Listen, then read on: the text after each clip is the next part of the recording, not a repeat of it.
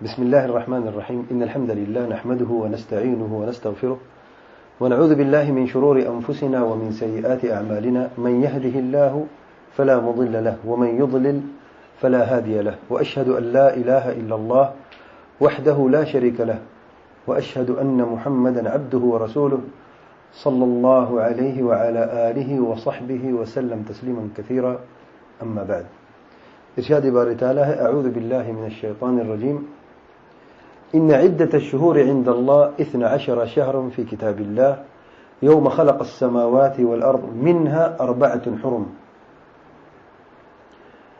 اللہ تعالیٰ فرماتے ہیں اللہ تعالیٰ کے ہاں مہینوں کی تعداد 12 ہے اس دن سے جس دن سے اللہ تعالیٰ نے زمین آسمان کو پیدا کیا. اللہ تعالیٰ نے اپنی کتاب میں لکھ دیا ان 12 مہینوں میں سے 4 مہینے حرمت والے مہینے ہیں, ادب والے مہینے ہیں. اور صحیح بخاری مسلم کی روایت میں رحمک اللہ صحیح بخاری مسلم کی روایت میں نبی کریم صلی اللہ علیہ وسلم فرماتے ہیں الاشہر الحرم, 4 جو حرمت والے مہینے ہیں وہ ہیں ذوالقعدہ, ذوالحجہ, محرم اور رجب. یہ 4 مہینے حرمت والے مہینے ہیں. اور حرمت کا مطلب ہے ادب والے مہینے ہیں. پورے سال میں جو محرمات ہیں, جو گناہ ہیں, وہ گناہ ہے اور حرام ہے, لیکن ان 4 مہینوں میں ان چیزوں کی حرمت اور گناہ بڑھ جاتا ہے اور دگنا ہو جاتا ہے. تو مسلمان کو چاہیے کہ ان 4 مہینوں میں ان گناہوں سے اجتناب کرے اور ان محرمات سے گریز کرے جنہیں اللہ تعالیٰ نے حرام کر دیا. ان 4 مہینوں میں سے ایک مہینہ محرم کا, جیسے آپ ساتھی جانتے ہیں کہ محرم کا مہینہ شروع ہو چکا ہے. اور اس محرم کے مہینے میں آپ دیکھتے ہیں کہ مسلمان جو ہے وہ 2 گروہوں میں بٹ جاتے ہیں محرم کے مہینے میں. عام طور پہ ہم یہ دیکھتے ہیں کچھ لوگ یہ کہتے ہیں کہ محرم کے مہینے کی فضیلت ہے, اس میں کوئی شک نہیں ہے, اور فضیلت وہ ہے جس کی دلیل موجود ہے قرآن سے اور سنت سے, اس پہ تو ہم عمل کرتے ہیں. اور دوسرا گروہ کہتے ہیں نہیں, یہ حرمت والا مہینہ ہے تو اس میں ہم نے جو بھی کرنا ہے ہم کر سکتے ہیں. تو بعض لوگ ماتم کرتے ہیں, نوحہ کرتے ہیں, اور بعض لوگ قبرستان کا خاص خیال رکھتے ہیں جانے کے لیے, خاص طور پہ 10 محرم کو. اور بعض لوگ اس میں کپڑوں کا خاص اہتمام کرتے ہیں, یا گھر میں خرچ کرنے کا خاص اہتمام کرتے ہیں, یا سرما لگانے کا خاص اہتمام کرتے ہیں آنکھوں میں. تو اس طریقے کی جو یہ ساری چیزیں ہیں وہ کہتے ہیں کہ یہ جائز ہے ان دنوں میں.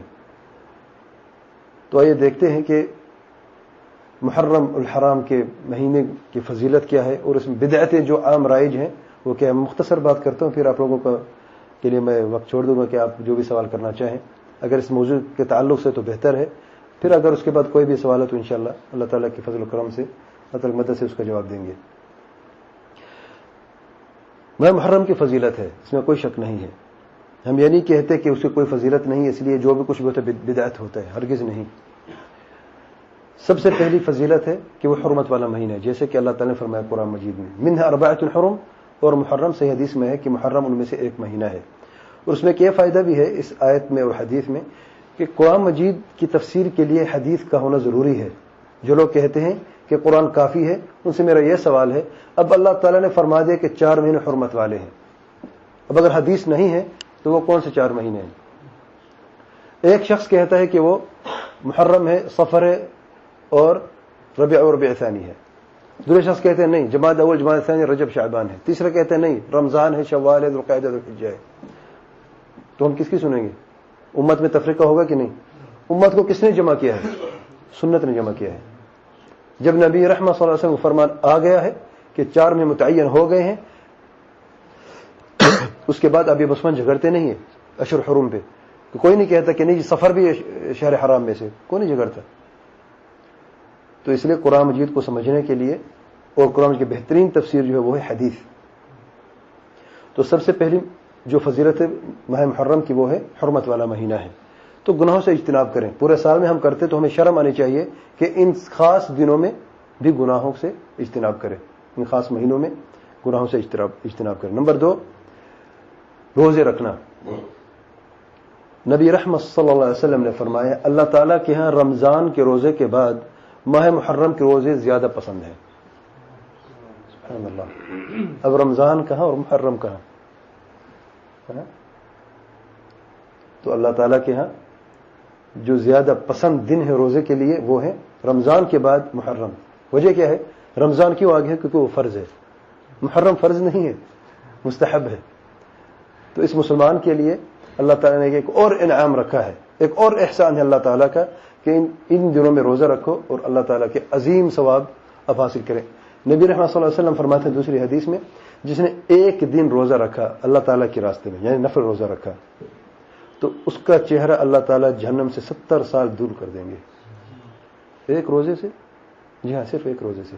کیوں؟ کیونکہ آپ نے بھوک اور پیاس برداشت کی جو آپ پر فرض نہیں تھی. کس کے لیے؟ صرف اللہ تعالیٰ کے لیے.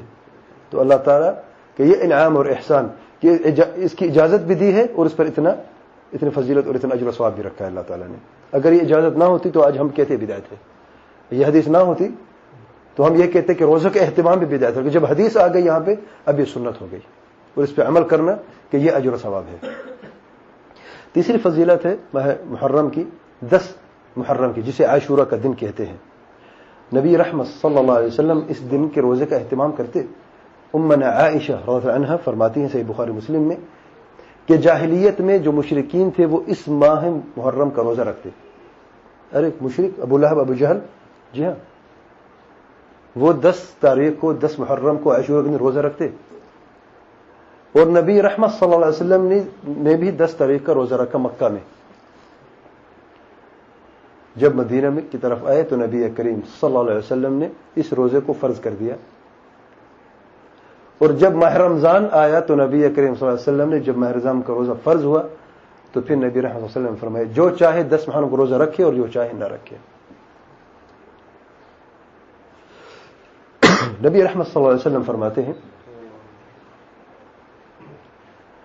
کہ اگر میں زندہ رہا تو آئندہ سال میں 9 تاریخ کا روزہ بھی رکھوں گا. صحیح مسلم کی روایت میں. لیکن سید عبداللہ بن عباس رضی اللہ عنہ فرماتے ہیں کہ اگلے سال تک نبی کریم صلی اللہ علیہ وسلم وفات پا چکے تھے. 9 تاریخ کا روزہ کیوں؟ صرف 10 کا کیوں نہیں؟ مشرکین اور یہودیوں کی مخالفت. کیونکہ صحیح بخاری کی روایت میں آیا ہے کہ جب نبی کریم صلی اللہ علیہ وسلم ہجرت کر کے مدینہ کی طرف تو دیکھا کہ یہودی بھی روزہ رکھتے ہیں. ارے 10 محرم کا اور یہودی روزہ رکھ رہے ہیں، یہودی کافر ہیں اور روزہ اللہ تعالیٰ کے لیے. یہ کس نے کہا کہ اللہ تعالیٰ کے لیے؟ یہودی نے خود گواہی دی. نبی رحمت صلی اللہ علیہ وسلم نے سوال کیا یہ آپ لوگ جو روزہ رکھتے ہو 10 محرم کس لیے روزہ رکھتے ہو؟ ان لوگوں نے جواب دیا کہ اے محمد صلی اللہ علیہ وسلم، اللہ تعالیٰ نے 10 محرم کو عاشورہ کے دن کو موسیٰ علیہ الصلوۃ والسلام اور ان کے ساتھیوں کو اور ان کی قوم کو فرعون کے عذاب سے نجات دی. ہم اس دن میں اللہ تعالیٰ کو روزہ رکھتے اللہ تعالیٰ کو شکر ادا کرتے ہیں. روزہ موسیٰ کے لیے نہیں رکھتے، یاد رکھیں. روزہ کس کے رکھتے ہیں؟ اللہ تعالیٰ کے لیے رکھتے ہیں. ارے یہودی بھی اللہ تعالیٰ کے روزہ رکھتے ہیں. جی ہاں، یہودی بھی اللہ تعالیٰ کے روزہ رکھتے ہیں. ابو جہل ابو لہب بھی رکھتا تھا اللہ تعالیٰ کے لیے. لات عزا کے لیے روزہ نہیں تھا، یاد رکھیں. جاہلیت میں بھی اللہ تعالیٰ کے روزہ تھا اور یہودی بھی اللہ تعالیٰ کے روزہ رکھتے ہیں. ارے پھر جھگڑا کی چیز کا ہے؟ جب وہ روزہ بھی رکھتے تو جنگ کیوں ہوئی؟ ان کو قتل کیوں کیا گیا؟ ان کو مدینہ سے جلاوطن کیوں کیا گیا؟ آج تک یہودی کافر کیوں ہیں؟ کیونکہ یہودی اللہ تعالیٰ کے لیے روزہ رکھتے تھے اور غیر اللہ کے لیے روزہ رکھتے تھے. ابو جہل ابو لہب اللہ تعالیٰ کے روزہ رکھتا تھا اور دعا پکار حبل اور لات عزا سے کرتا تھا. قربانی لات عزا کے لیے کرتا تھا. اس لیے اس کا یہ اسلام، اس لیے اس کا یہ روزہ رکھنا اللہ تعالیٰ قابل قبول نہیں تھا. ادخلوا فی السلم کافہ، مسلمان ہونا ہے تو پورے مسلمان ہو جاؤ، ورنہ جو راستہ تمہیں چاہیے اسے اپنا لو، تمہاری مرضی ہے. تو نبی رحمت صلی اللہ علیہ وسلم نے ہمیشہ مشرکین اور کافروں کی اور یہود و نصارہ کی مخالفت کی ہے. تو اس میں ایک اور بھی یہ بھی فضیلت ہمیں ملتی ہے ماہ محرم میں کہ مشرکوں کی مخالفت کرو. یہ سیکھیں، سبق ہیں محرم کے. مشرکوں کی مخالفت کرو. جب نبی رحمت صلی اللہ علیہ وسلم 9 اور 10 کا روزے کا حکم دیا کہ 9 اور 10 کا روزہ اور مخالف اور یہود و نصارہ کی مخالفت کریں، تو آج کیوں ہم یہود و نصارہ کی تقلید کریں؟ ان کے راستے پہ کیوں چلیں، چاہے دنیاوی امور کیوں نہ ہو؟ جب ہمارے پیارے نبی صلی اللہ علیہ وسلم ہمیں منع کرتے ہیں کہ ان کے راستے پہ نہ چلا جائے. اور ماہ محرم میں ہمیں یہ یاد کرنا چاہیے کہ جس طریقے سے نبی کریم صلی اللہ علیہ وسلم ان کی مخالفت کی، آج ہم بھی ان کی مخالفت کرتے ہیں۔ ماہ محرم کی فضیلت میں ہجرت کی اہمیت اور فضیلت ہے۔ ہجرت، اور ہجرت یاد رکھیں، کہنا تو آسان ہے، جو ہجرت کرتے ہیں وہ جانتے ہیں۔ ہجرت میں میرے بھائیوں سب کچھ چھوڑنا پڑتا ہے اللہ تعالیٰ کے لیے۔ رحمۃ اللہ وبرکاتہ۔ صرف زمین نہیں چھوڑی جاتی، زمین ہے، گھر ہے، بیوی بچے ہیں، ضرورت پڑی تو آپ کا جو نام ہے اسے بھی چھوڑنا پڑے گا، آپ ایک پوزیشن ہے وہ بھی چھوڑنی پڑے گی، کیونکہ بعض زمین کی نہیں ہوتی۔ تو ہجرت کی اہمیت کو پہچانیے ماہ محرم میں۔ کیوں ہجرت کہاں سے آئی؟ کیونکہ ہجری سال ماہ محرم سے شروع ہوتا ہے۔ تو آپ ماہ محرم میں ہجری سال کو بھی سمجھیں کہ ہماری تاریخ کیا ہے، مسلمانوں ہماری تاریخ کیا ہے۔ ہماری تاریخ کا آغاز ہے محرم سے۔ اسلامی تاریخ بھی ہے کوئی ہماری۔ آج کہ ہمارا لین دین، ہمارا کاروبار کس تاریخ سے ہوتا ہے؟ انگلش تاریخ سے، میلادی تاریخ سے۔ تو ہمیں یہ بھی یاد رکھنا ہماری بھی کوئی پہچان ہے، ہماری بھی کوئی تاریخ ہے۔ ہم جانتے ہیں آج کیا تاریخ ہے؟ کتنی محرم ہے؟ 2 یا 3؟ سبحان اللہ۔ اس لیے 9 محرم کو روزہ رکھنے کی دلیل آئی ہے، اور مسند احمد کی روایت میں ہے کہ نبی کریم صلی اللہ علیہ وسلم نے فرمایا عاشورہ کو روزہ رکھو، اور اس سے پہلے ایک دن یا اس کے بعد میں ایک دن۔ یا علماء فرماتے ہیں کہ اگر تینوں دن روزہ رکھیں تو بہتر ہے۔ کیوں؟ جیسے ابھی کسی نے 2 کہا، کسی نے 3 کہا، اگر یہ فرق پڑ جائے اور آپ تینوں دن روزہ رکھ لیں تو پھر آپ کو تسلی کہ عاشورہ کو روزہ رکھا میں نے۔ لیکن اگر آپ صرف 9-10 کا رکھیں، پھر پتہ نہیں آپ کو 8-9 کا رکھا ہے، ہو سکتا ہے کہ نہیں، تو 10 آپ کا چلا گیا۔ تو آج کل یہ واقعی مسئلہ ہے کہ آپ کیلنڈر میں دیکھیں 2 ہے، اور حقیقتاً 3 ہے، حقیقتاً 3 ہے۔ بہرحال تو آپ 9، 10 اور 11 کا روزہ بھی آپ رکھ سکتے ہیں۔ تو ہجری تاریخ کو پہچانیے۔ آج تاریخ کیا بنتی ہے؟ 3/1/1429، یہ ہماری تاریخ ہے، اس کو یاد رکھنا چاہیے۔ اور محرم کے مہینے میں یہ بھی یاد رکھیں کہ سیدنا حسین رضی اللہ عنہ کو شہید کیا گیا، اور سیدنا عمر بن خطاب کو بھی محرم میں شہید کیا گیا۔ آپ جانتے ہیں سیدنا حسین کی شہادت سب جانتے ہیں، کیسے عمر بن خطاب کی شہادت جانتے ہیں محرم میں ہوئی؟ نہیں جانتے؟ کوئی جانتا ہے؟ کوئی جانتا ہے؟ بر یہ کب ہوئی؟ چھوڑے، محرم کو ہوئی، یہ جانتے ہیں؟ آپ کو کسی نے بتایا کہ سیدنا حسین کی شہادت 10 تاریخ کو ہوئی؟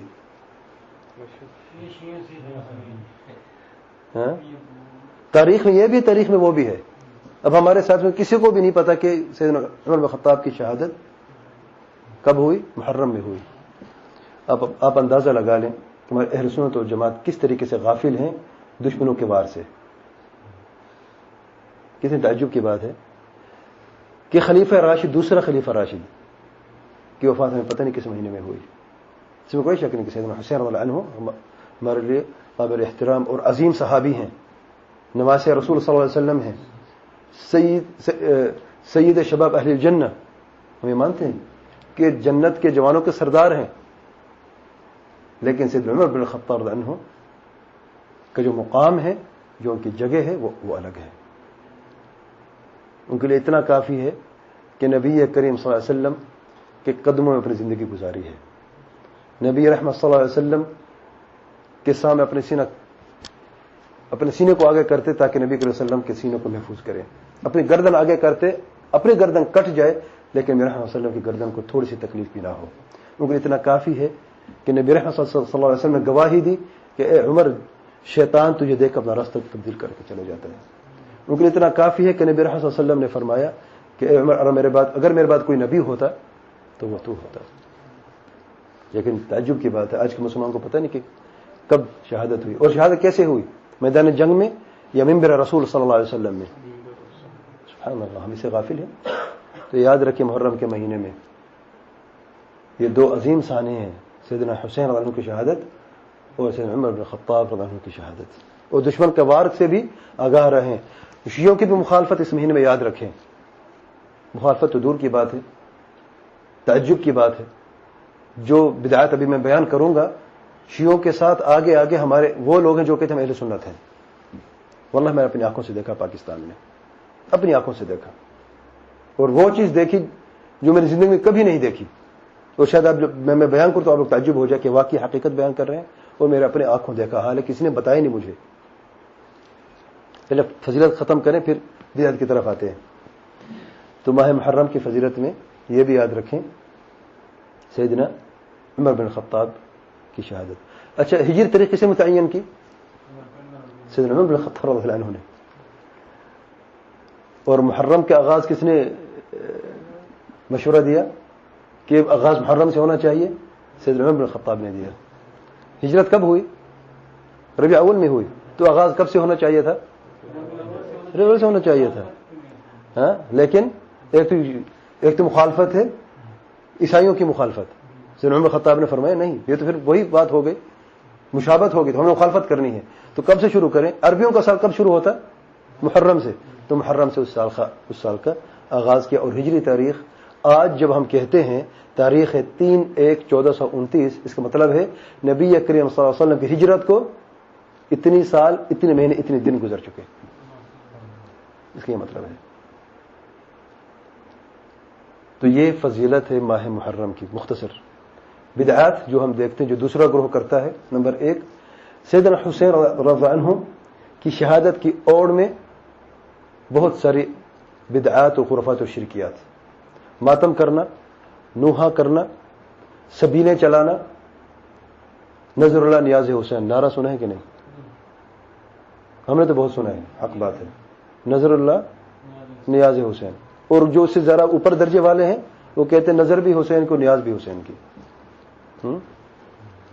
میرے بھائی, نظر عبادت ہے اور صرف اللہ تعالیٰ کا حق ہے. یہ نظر کسی اور کے لیے صرف کرنا شرک فی العبادہ ہے, اور شرک اکبر ہے. پھر مدد مانگنا علی سے, علی مشکل کشا, سیدنا حسین سے مدد مانگنا. میں جب گیا تھا تقریباً سن 1987 میں پاکستان میں گیا تھا, میں میڈیکل میں داخلہ ہوا تو ان دنوں محرم شروع ہو گیا تھا. مجھے 1 ہفتہ 10 دن ہوئے تھے شاید وہاں پہ پہنچے. تو میں نے دیکھا کافی لائٹیں ہیں رات کو, اور جو میرے ساتھی تھے, ساتھ جو دوست تھے, مجھے لے کے آج آپ کو ایک نئی چیز دکھاتے ہیں. دیکھیں نئی چیز کیا ہے. کافی مجمع تھا میلے کی طرف, لائٹیں لگی ہوئی, کافی خوبصورت جگہ, مجھے وہاں پہ لے گئے. سب سے پہلا سین جو میں نے دیکھا, میرے پاؤں کے نیچے زمین نکل گئی. ایک سفید گھوڑا ہے, خوبصورت اس کو کیا ہوا ہے, اس کے اوپر خوبصورت زین رکھی ہوئی ہے, اس کی لگام خوبصورت ہے, اس کے اوپر پھول جیسے کچھ چیز ڈیکوریشن لگی ہوئی ہے, اور عورتیں اس گھوڑے کو سجدہ کر کے اس کے پاؤں کے ہاتھ لگا کے چوم رہی تھی. سبحان اللہ. ارے یہ کیا ہے؟ سنے کہ ابھی آؤ, اندر آؤ, اب یہ تو سلامی ہے, دیکھو ابھی یہ سٹارٹ ہے. یہ میں نے کہا اگر یہ سٹارٹ ہے تو آگے پتہ نہیں کیا ہونے والا ہے. تو مجھے وہ ہجوم دیکھ کے ڈر سا لگا دل میں. زندگی میں پہلی مرتبہ میں نے یہ چیز دیکھی. پھر تھوڑا سا آگے گئے, یہ سبیل یہاں پہ امام حسین کے نام کی سبیل چل رہی ہے, شربت ہے, یہ پئیں. پھر آگے گئے, ایک چھوٹا سا کمرہ ہے, وہاں پر دیوار پہ تصویریں لگی ہوئی ہیں. یہ سیدنا علی کی تصویر ہے, یہ امام حسن کی تصویر, امام حسین کی 4-5 تصویر لگی ہیں, اور چھوٹی سی پگڑی اور چھوٹی سی داڑھی, آپ کی داڑھی جیسی تقریباً, یہ شاید آپ کی داڑھی جیسی, اتنی چھوٹی سی داڑھی. یہ سیدنا علی کی تصویر ہے. ارے سنائی کے زمانے میں کوئی کیمرہ تھا اور داڑھی اتنی چھوٹی؟ ارے جھوٹ بھی بولنا ہے تو یعنی عقل مندی کی تھوڑا سا کرنا چاہیے. داڑھی بڑھا دے تو تھوڑی سی, اگر تھوڑی سی عقل بھی ہوتی. حالانکہ میں اگر آپ نے کچھ کرنا بھی ہے, بدعت بھی کرنی ہے, تو سلجھے طریقے سے کریں. لیکن سبحان اللہ, جب دل میں اندھیرا ہوتا ہے تو انسان آنکھوں سے بھی اندھا ہو جاتا ہے. بہرحال, اور لوگ اس تصویروں پہ ہار ہیں, لوگ سر جھکے ایسے ہاتھ کھڑے کر کے دعا مانگ رہے ہیں تصویروں کے آگے. پھر ایک عجیب سی, ایک چھوٹا سا جیسے کمرہ بنا ہوتا ہے خوبصورت ایسے, یہ تعزیہ ہے, تعزیہ. ارے یہ تعزیہ کیا ہوتا ہے؟ یہ 10 محرم کو دیکھنا, یہ کیا ہوتا ہے. اس کو نکالا جاتا ہے, کس روڈ سے گزارا جاتا ہے پتہ نہیں, پھر کربلا کے میدان میں لے جایا جاتا ہے, وہاں پہ پھر پتہ نہیں وہ یہ جو زنجیریں مارتے ہیں یہ بھی ماریں گے، زنجیریں بھی ماریں گے، جہاں یہ بھی ماریں گے، دیکھنے جائیں گے، دکھائیں گے آپ کو. پھر کربلا کی مٹی اٹھائیں گے، قبرستان ہے وہاں کو کربلا کہتے ہیں، وہاں پہ اس کو اٹھائیں گے اور جسم پہ ملیں گے. اچھا یہ جو میرے ساتھ تھے ان میں سے کوئی بھی شیعہ نہیں تھا. کوئی ساتھی یہ نہ کہے کہ وہ تو شیعہ تھے سارے، واللہ شیعہ نہیں تھے، وہ کہتے ہم اہل سنت والے ہیں. اور یہ ایک منظر جو بدعت میں نے دیکھی. اس کے ساتھ ساتھ جو بدعت ہے ماہ محرم میں، وہ شادی نہیں کرتے کچھ لوگ ماہ محرم میں. شادی کرنا حلال ہے، مشروع ہے پورے سال میں. جس نے کہا کہ اس وقت میں حرام ہے، قل ہاتوا برہانکم ان کنتم صادقین، نہیں ہے تو بدعت ہے. اب ماہ محرم میں شادی کیوں جائز نہیں، کیوں حرام ہے؟ یہ امام حسین شہید ہوئے، غم کا مہینہ اور ہم خوشی منائیں. اگر یہ ہمارا نظریہ ہوتا تو میرا کوئی مسلمان شادی نہ کر سکتا. کیوں؟ اب ماہ محرم میں امام حسین شہید ہوئے. اچھا ربیع اول میں کس کی وفات ہوئی؟ نبی کریم صلی اللہ علیہ وسلم کی. اب ہمارے دل میں کس کی جدائی کا زیادہ غم ہے؟ امام حسین کی یا نبی رحمت صلی اللہ علیہ وسلم کا؟ اگر آپ یہاں پہ شادی نہیں کرتے پھر وہاں پہ شادی کیوں کرتے ہو؟ پھر مجھے بتائیں وہ کون سا مہینہ ہے جس مہینے میں کوئی نہ کوئی صحابی شہید نہ ہوئے ہوں؟ تو پھر شادی کبھی نہ کریں میرے بھائی. سیزن ہے شادیوں کا، صحیح بات ہے، وہ خوشی مناتے ہیں. ہاں وہ خوشی مناتے ہیں. اگر وہ خوشی کا دن ہے تو یہ خوشی کا دن کیوں نہیں؟ آپ اس میں صرف ماتم کے لیے خاص کیوں کر دیا ہے؟ اگر ماتم جائز ہوتا کسی صورت میں وہاں پہ جائز ہوتا. ماتم نہ وہاں پہ جائز ہے نہ یہاں پہ جائز ہے. شریعت ہمیں ایک حد بیان کی. حد کیا ہے شریعت میں؟ یہ نہیں کہ آپ آنسو نہ بہائیں، اگر کوئی آپ کا جدا ہو جائے پیارا آپ غمزدہ بھی نہ ہو. شریعت نے کہا ہے. حد دیکھیں شریعت نے کیا حد ہمیں بتائی ہے، اور ہم وہی ان دنوں ہم وہی کہتے ہیں جو ہمیں نبی کریم صلی اللہ علیہ وسلم تعلیم دی. نبی رحمت صلی اللہ علیہ وسلم کے اپنے ہاتھوں میں، دونوں ہاتھوں مبارک میں اپنا بیٹا ابراہیم بچپن میں ہی آخری سانس ہے وہ نبی رحمت صلی اللہ علیہ وسلم کے چہرے کی طرف دیکھ رہے ہیں، آنکھوں سے آنسو جاری ہیں، آنکھوں سے آنسو جاری، اور داڑھی مبارک تر ہو گئی. اور نبی رحمت صلی اللہ علیہ وسلم فرماتے ہیں بے شک آنکھوں سے آنسو جاری ہو جاتے ہیں اور دل ہمارا غم اور دل نرم ہو جاتے ہیں. اے ابراہیم ہم تیری جدائی میں غم زدہ ہیں، اور ہم اپنی زبان سے وہی کہیں گے جس کا اللہ نے ہمیں حکم دیا. سبحان اللہ. یہ نبی رحمت صلی اللہ علیہ وسلم تعلیم دے رہے ہیں. اگر کبھی کوئی تکلیف ہو، کوئی مصیبت ہو تو آنسو بہانے میں کوئی حرج نہیں. اور ہم بھی یہی کہتے ہیں کہ اے سیدنا حسین رضی اللہ عنہ ہم آپ کی جدائی میں ہم بھی غمگین ہیں. یہ ایسے کسی کا تقاضا ہے. لیکن اس کو ماتم کرنا، گریبان چاک کرنا، منہ پر تماچے مارنا، نبی رحمت صلی اللہ علیہ وسلم نے فرمایا جو عورت نوحہ کرتی ہے اللہ تعالیٰ سے کلام نہیں کرے گا نوحہ کرنے والی سے. دوسری روایت میں ہے کہ اسے قطران کہتے ہیں. لک نہیں، لک یہ جو روڈوں پہ بچھائی جاتی ہے،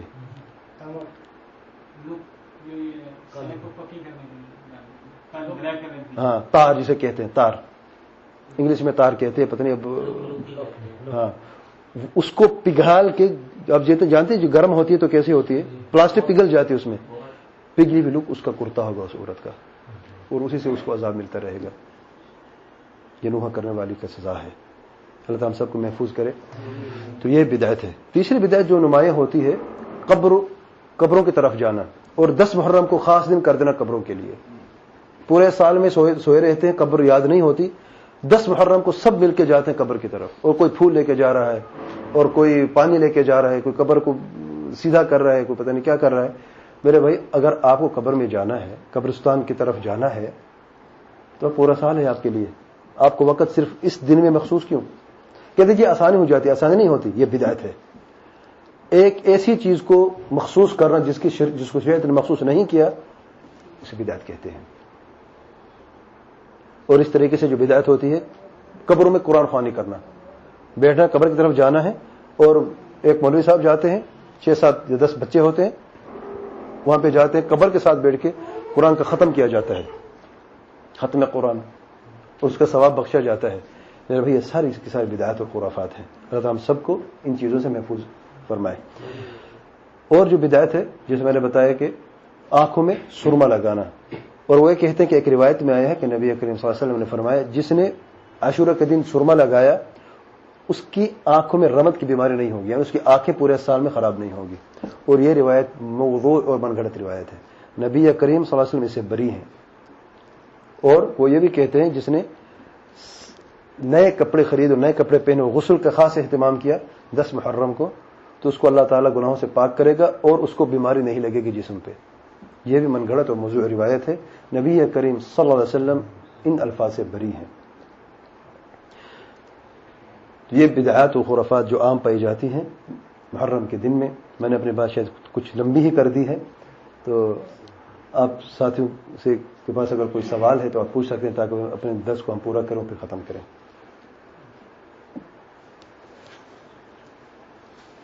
امام محمد رحمۃ اللہ علیہ رضی اللہ عنہ کہہ سکتے ہیں کون؟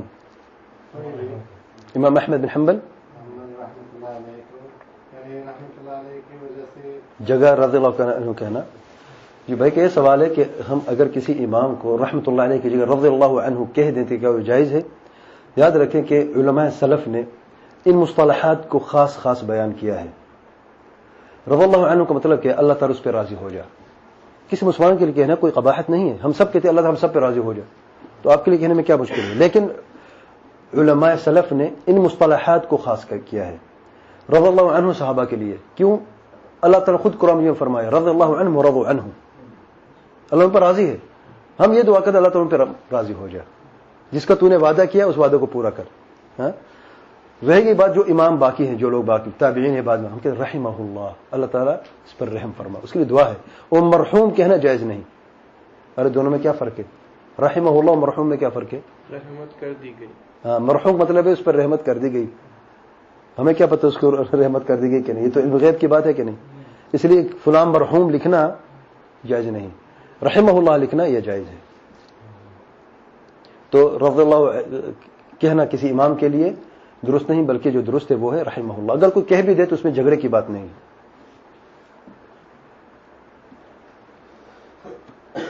یہ محرم میں کوئی اور بدعت آپ نے کسی نے کچھ دیکھا نہیں؟ میں نے دیکھا ہے صرف اکیلے دنیا میں.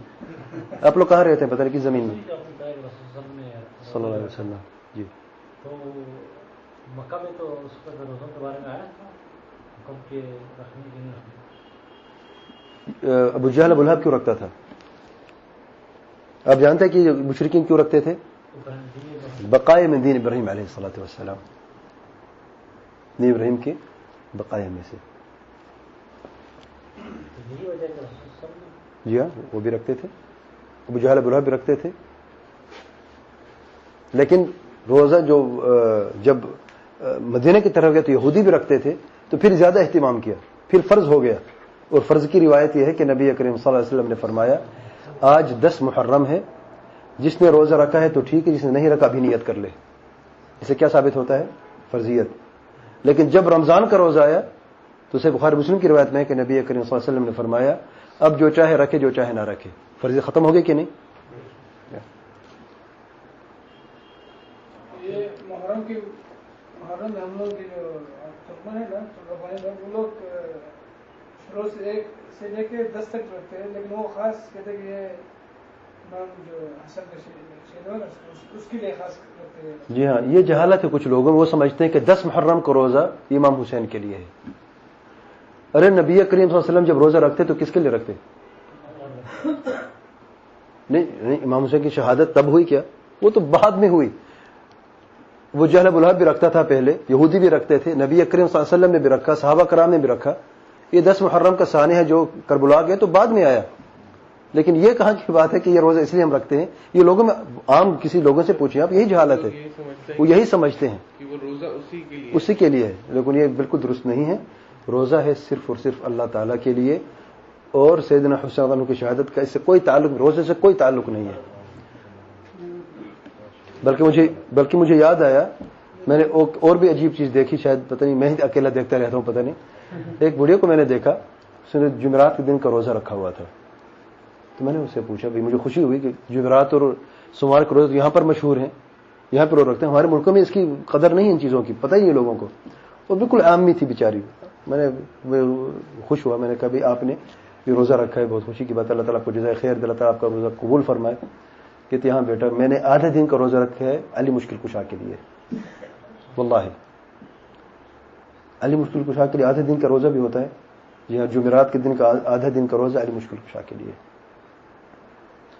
تو یاد رکھیے یہ سارے کے سارے شرکیات اور بدعات ہیں.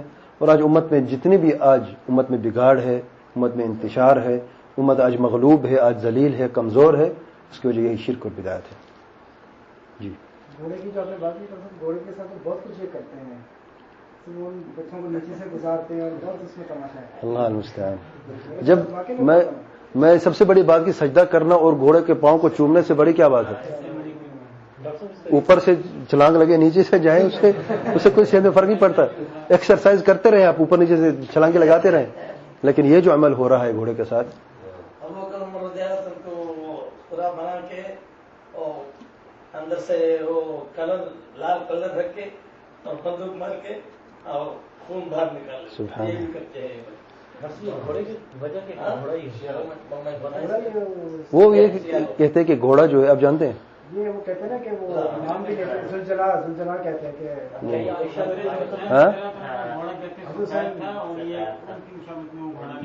جو ان کا گھوڑا تھا آخر وقت تک گھوڑے نے بھی ساتھ دیا. دینا کربلا میں آخر وقت تک جب تک وہ گھوڑے سے گرے نہیں، گھوڑے نے آخر وقت کے ساتھ گھوڑوں کو بھی قتل کر دیا گیا. پتا ہے آپ کو؟ وہ یہ کہتے ہیں گھوڑے کو بھی شہید کر دیا گیا، تو اس لیے گھوڑے کو بھی لے کے آتے اس طریقے سے. بہرحال اس میں کوئی شک نہیں کہ ایک بہت بڑا سانحہ تھا امت اسلامیہ کے لیے، اس میں کوئی شک نہیں ہے کہ ہمیں دکھ ہے. اور ایک اجتہاد تھا سیدنا حسین رضی اللہ عنہ کا، ان کو اجتہاد تھا، ان کو صحابہ کرام نے روکا. میں اس کی تفصیل میں نہیں جانا چاہتا کیونکہ یہ وقت نہیں ہے اس تفصیل کو بیان کرنے کا، لیکن اجتہاد کیا انہوں نے. اور مجتہد اگر اس کا اجتہاد صحیح نکلا تو اس کو دگنا اجر ہے، اگر اجتہاد میں غلطی تو ایک اجر ضرور ملا. اور سیدنا حسین رضی اللہ عنہ مجتہد صحابی ہیں اور عالم صحابی ہیں، وہ اجتہاد کے اہل ہیں، انہوں نے اجتہاد کیا. اس میں اکثر دیکھتے ہیں کہ شیعہ حضرات وہ اپنے کام میں مشہور ہوتے ہیں، جو ان کا رسم و رواج، اور ان کی مدد کے لیے یا جو کچھ بھی اس راہ میں جو خرچ کر رہے ہیں شیطانی راہ میں، اس میں اکثریت میں رہی ہوئی ہے.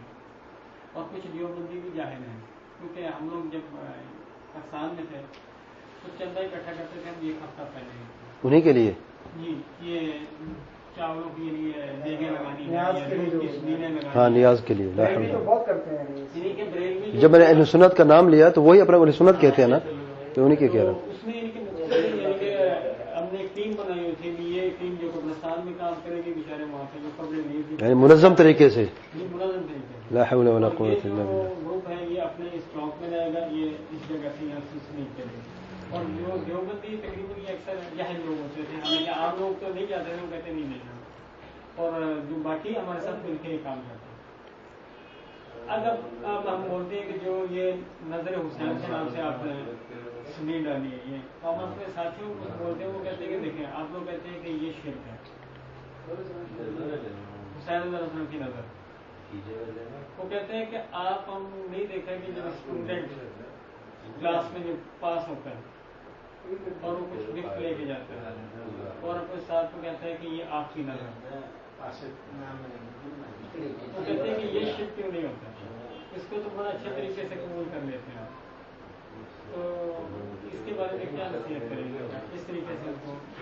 اصل میں جب بات جہالت کی ہوتی ہے نا، نظر جو عبادت ہے وہ معروف ہے، جسے ہم منت کہتے ہیں. منت کیا ہوتی ہے؟ منت کی 6 قسمیں ہیں تقریباً. میں صرف ایک کی بات کرتا ہوں، وقت نہیں ہے تو پوری تفصیل بیان کروں. ایک شرط والی منت ہوتی کہ اللہ تعالیٰ اگر میں امتحان میں پاس ہو جاؤں تو میں 2 دن کا روزہ رکھوں گا. جائز ہے، اللہ تعالیٰ کا روزہ رکھیں آپ 2 دن 3 دن، جتنی وہ پہ پاس ہو گئے اب روزہ رکھنا فرض ہو گیا آپ پہ. نہیں ہوئے روزہ نہ رکھیں. یہ نہیں کہ فیل بھی ہو جو روزہ بھی رکھیں، یہ نہیں یاد رکھیں. میں کوئی اپنی شرط لگائی کہ اللہ تعالیٰ اگر میں پاس ہو جاؤں تو میں 2 دن کا روزہ رکھوں گا. یعنی اللہ تعالیٰ تو مجھے توفیق میں پاس ہو جاؤں تو میں اس خوشی میں 2 دن کا روزہ رکھوں گا. پاس ہو گئے تو 2 دن روزہ رکھنا واجب ہو گیا آپ پہ، اب ضروری ہے. نہیں ہوئے رکھنا چاہتے ہیں آپ کی مرضی، واجب نہیں ہے اب. ٹھیک ہے، لیکن اس میں علماء فرماتے ہیں نظر و نیاز جو ہے ابتداءً مکروہ ہے. ابتداءً مکروہ ہے. اگر آپ نظر و نیاز کر لیں پھر واجب ہو جاتی ہے. ابتداء مکروہ کیسے ہے کہ آپ خود اسٹارٹ نہ کریے، نہ کہیں کہ اے اللہ تعالیٰ اگر میں پاس ہو گیا، اللہ تعالیٰ اگر تو نے مجھے توفیق عطا فرمائی، اللہ تعالیٰ اگر تو نے مجھے بیٹا دیا نیک و صالح اولاد ہے تو میں یوں کروں گا. اس میں ایک سو ادب ہے اللہ تعالیٰ کے ساتھ کہ ایک شرط ہے کہ اللہ تعالیٰ کہ آپ اس وقت تک مجھے اولاد نہیں دیں گے جب تک میں آپ کے لیے یہ کام نہیں کروں گا. بے ادبی ہے کہ نہیں؟ یہ میں کہہ رہا ہوں یہ بے ادبی ہے. اللہ تعالیٰ کی رحمت اتنی وسیع ہے. نبی کریم صلی اللہ علیہ وسلم فرماتے جب اللہ تعالیٰ سے مانگو تم انشاءاللہ نہ کہو یہ ماشاءاللہ نہ کو جو چاہے, نہیں, دل کھول کے مانگو. اللہ تعالیٰ جب دیتا ہے تو اس کو روکنے والا کوئی نہیں ہوتا. اسے جب اللہ تعالیٰ سے مانگو تو یہ نہ کہا کرو کہ اللہ تعالیٰ اگر تو چاہے تو مجھے یوں عطا فرما. نہیں, اللہ تعالیٰ مجھے دے, اپنے رحم و کرم سے مجھے دے, اپنے فضل و کرم سے مجھے دے. میں تیرا محتاج ہوں, تیرے سوا میرا کوئی بھی نہیں ہے. اللہ تعالیٰ دیتا ہے. اچھا, یہ تو عبادت ہے. ایک ہوتی ہے لوگ نظر کے لفظ کو اس سے باہر لے کے تحفے کے مفہوم میں بیان کرتے ہیں. یہ آپ کے لیے نذرانہ ہے. اب آپ کے نظرانے آپ کے لیے میں یہ پیش کروں مؤدبانہ. وہ سمجھتے ہیں کہ یہ مؤدبانہ الفاظ ہیں, یہ ادب سے ایک بڑے کو میں استاد ہے میرا, کسی کو یہ آپ کے میں نذرانہ پیش کیا ہے. تو یہ نظر کا لفظ جو یہاں پہ استعمال وہ منت والا نہیں ہے, یہ تحفے والا لفظ ہے. نہ استعمال کیا جائے تو بہتر ہے کیونکہ اس میں یہ شرعی جو لفظ ہیں وہ شریعت کے لیے خاص ہیں. بعض عوام الناس اور جہالت کی وجہ سے جہال نے ان الفاظ جو شرعی الفاظ ہیں ان کو لغت میں استعمال کیا, ان کو نہیں پتا کہ ہم کیا کہنے جا رہے ہیں. تو اس لیے دونوں میں فرق ہے. اگر آپ نظر کرتے ہیں امام حسین کے لیے سبیل چلاتے ہیں تو یہ عبادت ہے, وہی نظر جس کے بارے میں ہم نے بات کی ہے, یہ عبادت ہے اور یہ جائز نہیں ہے. اگر کسی اور کے لیے آپ کرتے غیر اللہ کے لیے تو یہ شرک اکبر ہے, دائرہ اسلام سے خارج کر دینے والا عمل ہے. اگر آپ استاد کو تحفہ دیتے میں پاس ہو گیا ہوں, یہ آپ کے لیے نذرانہ ہے. کیا آپ نے یہ منت مانی تھی کہ اے استاد تو ہی مجھے پاس کرنے والا ہے, اگر تو نے مجھے پاس کیا تو میں آپ کو یہ گفٹ دوں گا؟ پھر تو یہ محرم نظر ہے. لیکن آپ نے ایک گفٹ لے کے آئے اور کوئی شرط نہیں لگائی اور اللہ تعالیٰ سے بھی آپ نے کوئی نظر نہیں مانگی اس چیز کی, لیکن آپ نے دونوں ہاتھ سے ایسا کر کے کہ بھئی یہ استاد جی آپ کو نذرانہ میں پیش کر رہا ہوں. تو اس میں انشاءاللہ کوئی حد, لیکن لفظ استعمال کرنا جائز نہیں ہے. یعنی بہتر اس لفظ کو استعمال نہ کیا جائے. ابھی آپ نے قاعدہ بیان کر دیا جو عالم اجتہاد کرتا ہے اس سے صحیح ہے اس کو 2 ملے گا اور اگر ایک غلطی ہوئی تو 1 ملے گا. اس کی کیا دلیل ہے؟ یہی حدیث ہے. نبی رحمۃ صلی اللہ علیہ وسلم نے فرمایا اذا اجتهد الحاکم فاصاب فله اجران واذا اخطا فله اجر واحد. اس اجتہاد پہ جو عامی عمل کرے گا کیا اس کے لیے بھی اجر ہے؟ جی ہاں, جو عامی عمل کرے گا اجر اس کو نہیں ہے, اجر تو مجتہد کو ہے. جو عامی عمل کرے گا اگرچہ اس کا اجتہاد غلط ہے مجتہد کا, تو عامی کو اس وقت تک گناہ نہیں جب تک کہ اسے علم ہو جاتا کہ غلط ہے. جب علم ہو جائے غلط ہے پھر اس پر حرام ہے کہ اس پہ عمل کرے. اسے اندھی تقلید کرنے والے کیا کہتے ہیں کہ یہ امام ابو حنیفہ کا اجتہاد ہے, ہماری سراخوں پہ.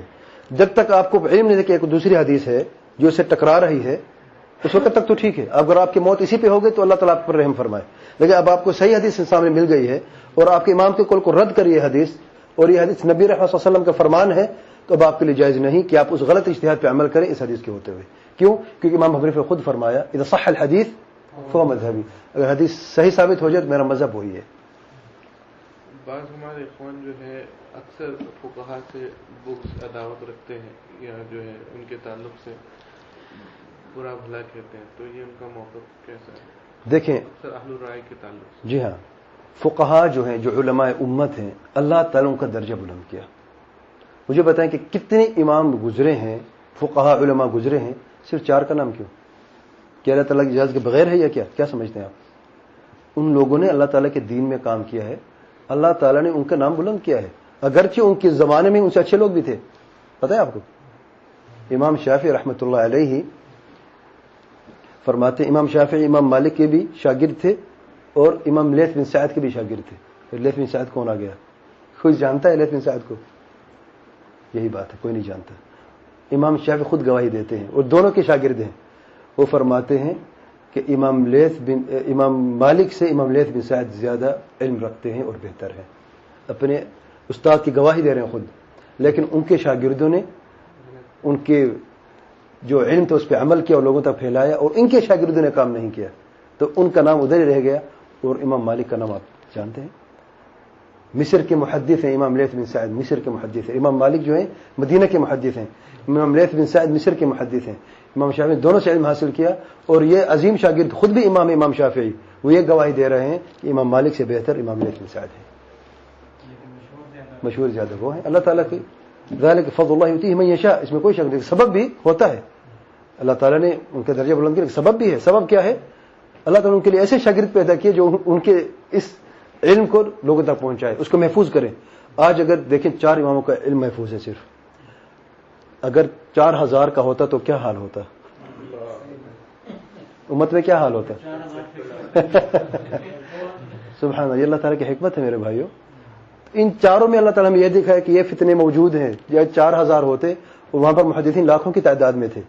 علماء آج ہمیں کہیں کہیں نظر آتے ہیں، جیسے ہم سالن میں نمک ڈالتے ہیں تو اس کا کیا ٹیسٹ ہوتا ہے. آج علم مشکل سے اتنا ملتے ہیں ہمیں، لیکن اس زمانے میں آپ کو ہر دوسرے شخص عالم نظر آتا ہے، یا طالب علم یا عالم. تیسرے تو تھا ہی نہیں نا کوئی. جو لوگ باہر کھیتے بڑے کا کام کرتے ہیں وہ بھی طالب علم ہوتے. بلکہ یہ ایک شخص کل بات کر رہے تھے، ایک عالم تھے انڈیا کے، مجھے اب نام بھول گیا، مشہور محدث ہیں. تو لوگ گئے کافی دور سے ان سے کوئی سوال پوچھنے کے لیے. تو جب وہاں پہ پہنچے تو دیکھا کہ گھوڑے کو وہ صاف کر رہے ہیں. بزرگ یہ گھوڑے کو غسل کر کے صاف کر رہے ہیں. تو انہوں نے سلام کیا اور کہا شیخ صاحب ہمارے کچھ سوال ہیں، ہم دور سے آئے ہیں. تو انہوں نے کہا ٹھیک ہے پوچھیں. وہ گھوڑے کو بھی صاف کر رہا ہے اور جواب بھی دے رہا ہے. تو پھر انہوں نے کہا شیخ کا نام لے کے کہا ایک شخص نے، شیخ صاحب آپ نے کہا آپ نے کس کو ملنا ہے؟ کہا آپ فلاں شیخ کو ملنا ہے. کہ آپ نہیں ہیں؟ انہوں نے کہا وہ میرے استاد ہیں، میں تو ان کا نوکر ہوں، گھوڑے کو صاف کرنے والا ہوں. وہ اندر بیٹھے ہیں. تو علم کی برکت دیکھیں، نوکر کو وہ علم تھا جو اس عالم کو تھا. سبحان اللہ. وہ 1 گھنٹہ سوال کرتے رہے اور اس شاگرد سے سوال کرتے رہے، اس نوکر سے جو گھوڑے کو صاف کرتا ہے. اس عالم کا علم کیا ہوگا. تو وہ علماء اس زمانے میں. آج کل تو ہمیں بس اللہ المستعان، اللہ تعالیٰ رحم فرمائے آج کی امت کے حال پہ. تو یہ علم کی قدر ہوتی ہے اس طریقے سے. تو جو 4 امام ہیں، جو 4 فقہاء ہیں، ان کی قدر، ان کی عزت ہے، ان کا احترام ہے، اور یہ درجہ اللہ تعالیٰ کو عطا فرمایا ہے. جو لوگ یہ کہتے ہیں کہ نعوذ باللہ بدعتی ہیں، وہ یہ ہیں وہ ہیں، انہوں نے اپنے رب کو خود جواب دینا ہے. ان کا جو علم جو موجود ہے، کیونکہ کسی امام نے بھی یہ نہیں کہا کہ میری فقہ کو لینا اور حدیث کو چھوڑ دینا. متفقہ اماموں کے ملتے جلتے اقوال ہیں کہ جب حدیث سامنے آ جائے تو میرے قول کو چھوڑ دینا. جب امام صاحب نے یہ کہہ دیا، اب کس کے لیے جائز ہے کوئی امام صاحب پہ تہمت لگائے؟ جو امام صاحب خود کہہ رہے ہیں کہ میرا یہ نظریہ ہے اور آپ لوگوں تک بھی میں یہی پہنچا رہا ہوں. جیسے پیچھے دروس میں نے بیان کیا کہ امام ابو حنیفہ رحمۃ اللہ علیہ نے اپنے شاگرد خاص کو، قاضی ابو یوسف رحمۃ اللہ علیہ کو منع کرتے، اے ابو یوسف ہر چیز نہ لکھا کرو. آج میری یہ رائے کل میری اور بھی ہو سکتی ہے، تو آپ سب کچھ لکھ لیتے ہو. کیوں؟ ان کو پتا تھا کہ یہ لوگوں کے لیے دین نہ بن جائے. لیکن آج لوگوں نے دین بنایا کہ نہیں؟ بنا دیا. سبحان اللہ.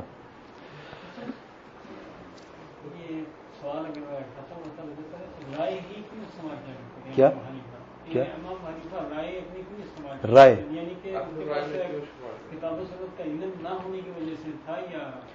نہیں، رائے کا مطلب یہ نہیں ہے، اہل الرائے کا مطلب یہ نہیں ہے کہ وہ قرآن حدیث کو مانتے نہیں تھے. یاد رکھیں، اہل الرائے کا مطلب یہ ہے قرآن اور حدیث کو سمجھنے کے لیے رائے کو استعمال کرنا.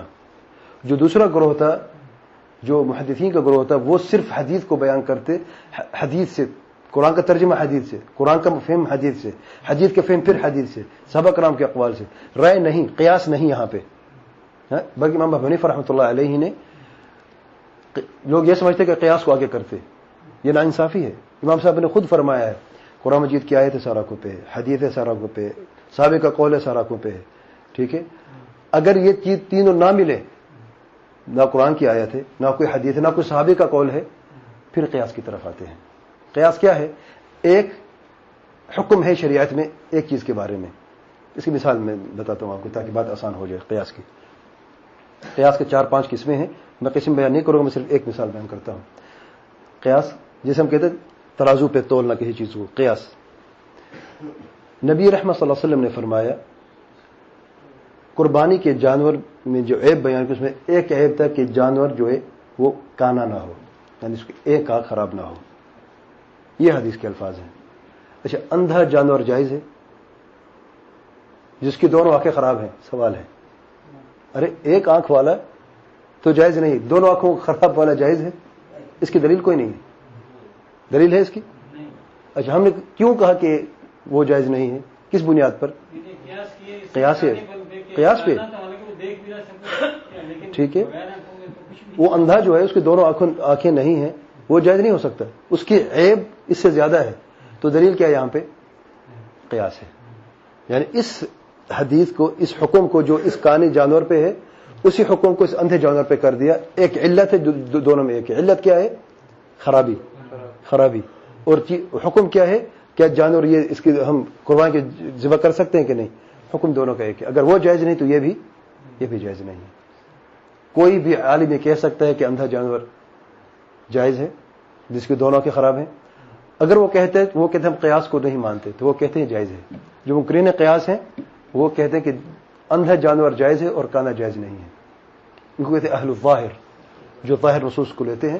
اور یہ بات درست نہیں ہے. اللہ تعالیٰ کا دین حکمت کا دین ہے.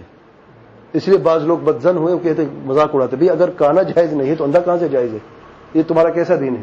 وہ کہتے ہیں بس دلیل آ گئی تمہارے ساتھ. ہم بھی کہتے دلیل ہمارے سارے آنکھوں پہ ہے. ابھی ہمیں روایت مل جائے کہ اندھا بھی جائز نہیں تو ہم کہتے ہیں امن و صدقنا. لیکن اگر یہ دیکھیں کہ ہر چیز کی ایسی دلیل ہونی چاہیے، پھر وہی مسئلہ ہو جاتا ہے کہ اتنی بڑی انسائکلوپیڈیا کہاں سے لوگوں کو پڑھا جاتا ہے. تو اس کے قاعدے قوانین بتائے گئے. تو قیاس بھی اس طریقے سے موجود. امام ابو حنیفہ رحمۃ اللہ علیہ ایسا، اور قیاس دو قسم کا ہے، ایک جائز قیاس ہے، ایک حرام جائز نہیں ہے، فاسد قیاس ہے. تو فاسد قیاس کا سب نے رد کیا ہے. لیکن جو یہ قیاس جو میں نے بتایا اس کا کسی نے رد کیا ہے؟ جس نے رد کیا ہے ان کا اپنا ایک منہج ہے، اپنی ایک سوچ ہے. وہ قیاس کو، ہر قسم کے قیاس کو حرام قرار دیتے ہیں. لیکن جو حکمت والے جتنے بھی علماء فقہا ہیں اور محدثین ہیں اس قیاس کا انہوں نے انکار نہیں کیا. ابن حزم نے، دو ظاہری نے انکار کیا ہے، بلکہ دو ظاہری نے تو قیاس اولا کا انکار نہیں کیا، اس کا انکار نہیں کیا. ابن حزم نے اس کا انکار کر دیا ہے. ان کو آپس میں اختلاف ہو گیا. بہرحال لیکن جو اہل حق کا منہج ہے اہل سنت والجماعت کا، اگرچہ یہ دونوں اہل سنت والجماعت میں سے ہیں، دو ظاہری بھی اور ابن حزم بھی، یہ علماء اہل سنت والجماعت میں سے ہیں. لیکن کہیں پہ اجتہادی غلطی ہو گئی. وہ اس کے اہل تھے، لیکن اب ہمیں علم ہو گیا کہ ان کا اجتہاد غلط تھا، ہم اس کو نہیں لیتے. ہمارا یہ منہج ہے، اندھی تقلید ہم نہیں کرتے. تو یہ چاروں امام ہیں یہ اپنی جگہ پر درست ہے. اور امام ابو حنیفہ رحمۃ اللہ علیہ جیسا آپ نے ہمیں پوچھا ہے، وہ قیاس کو اگر نہیں کرتے جیسا میں نے بیان کیا، اور ان کی اپنی کتابوں میں یہ موجود ہے.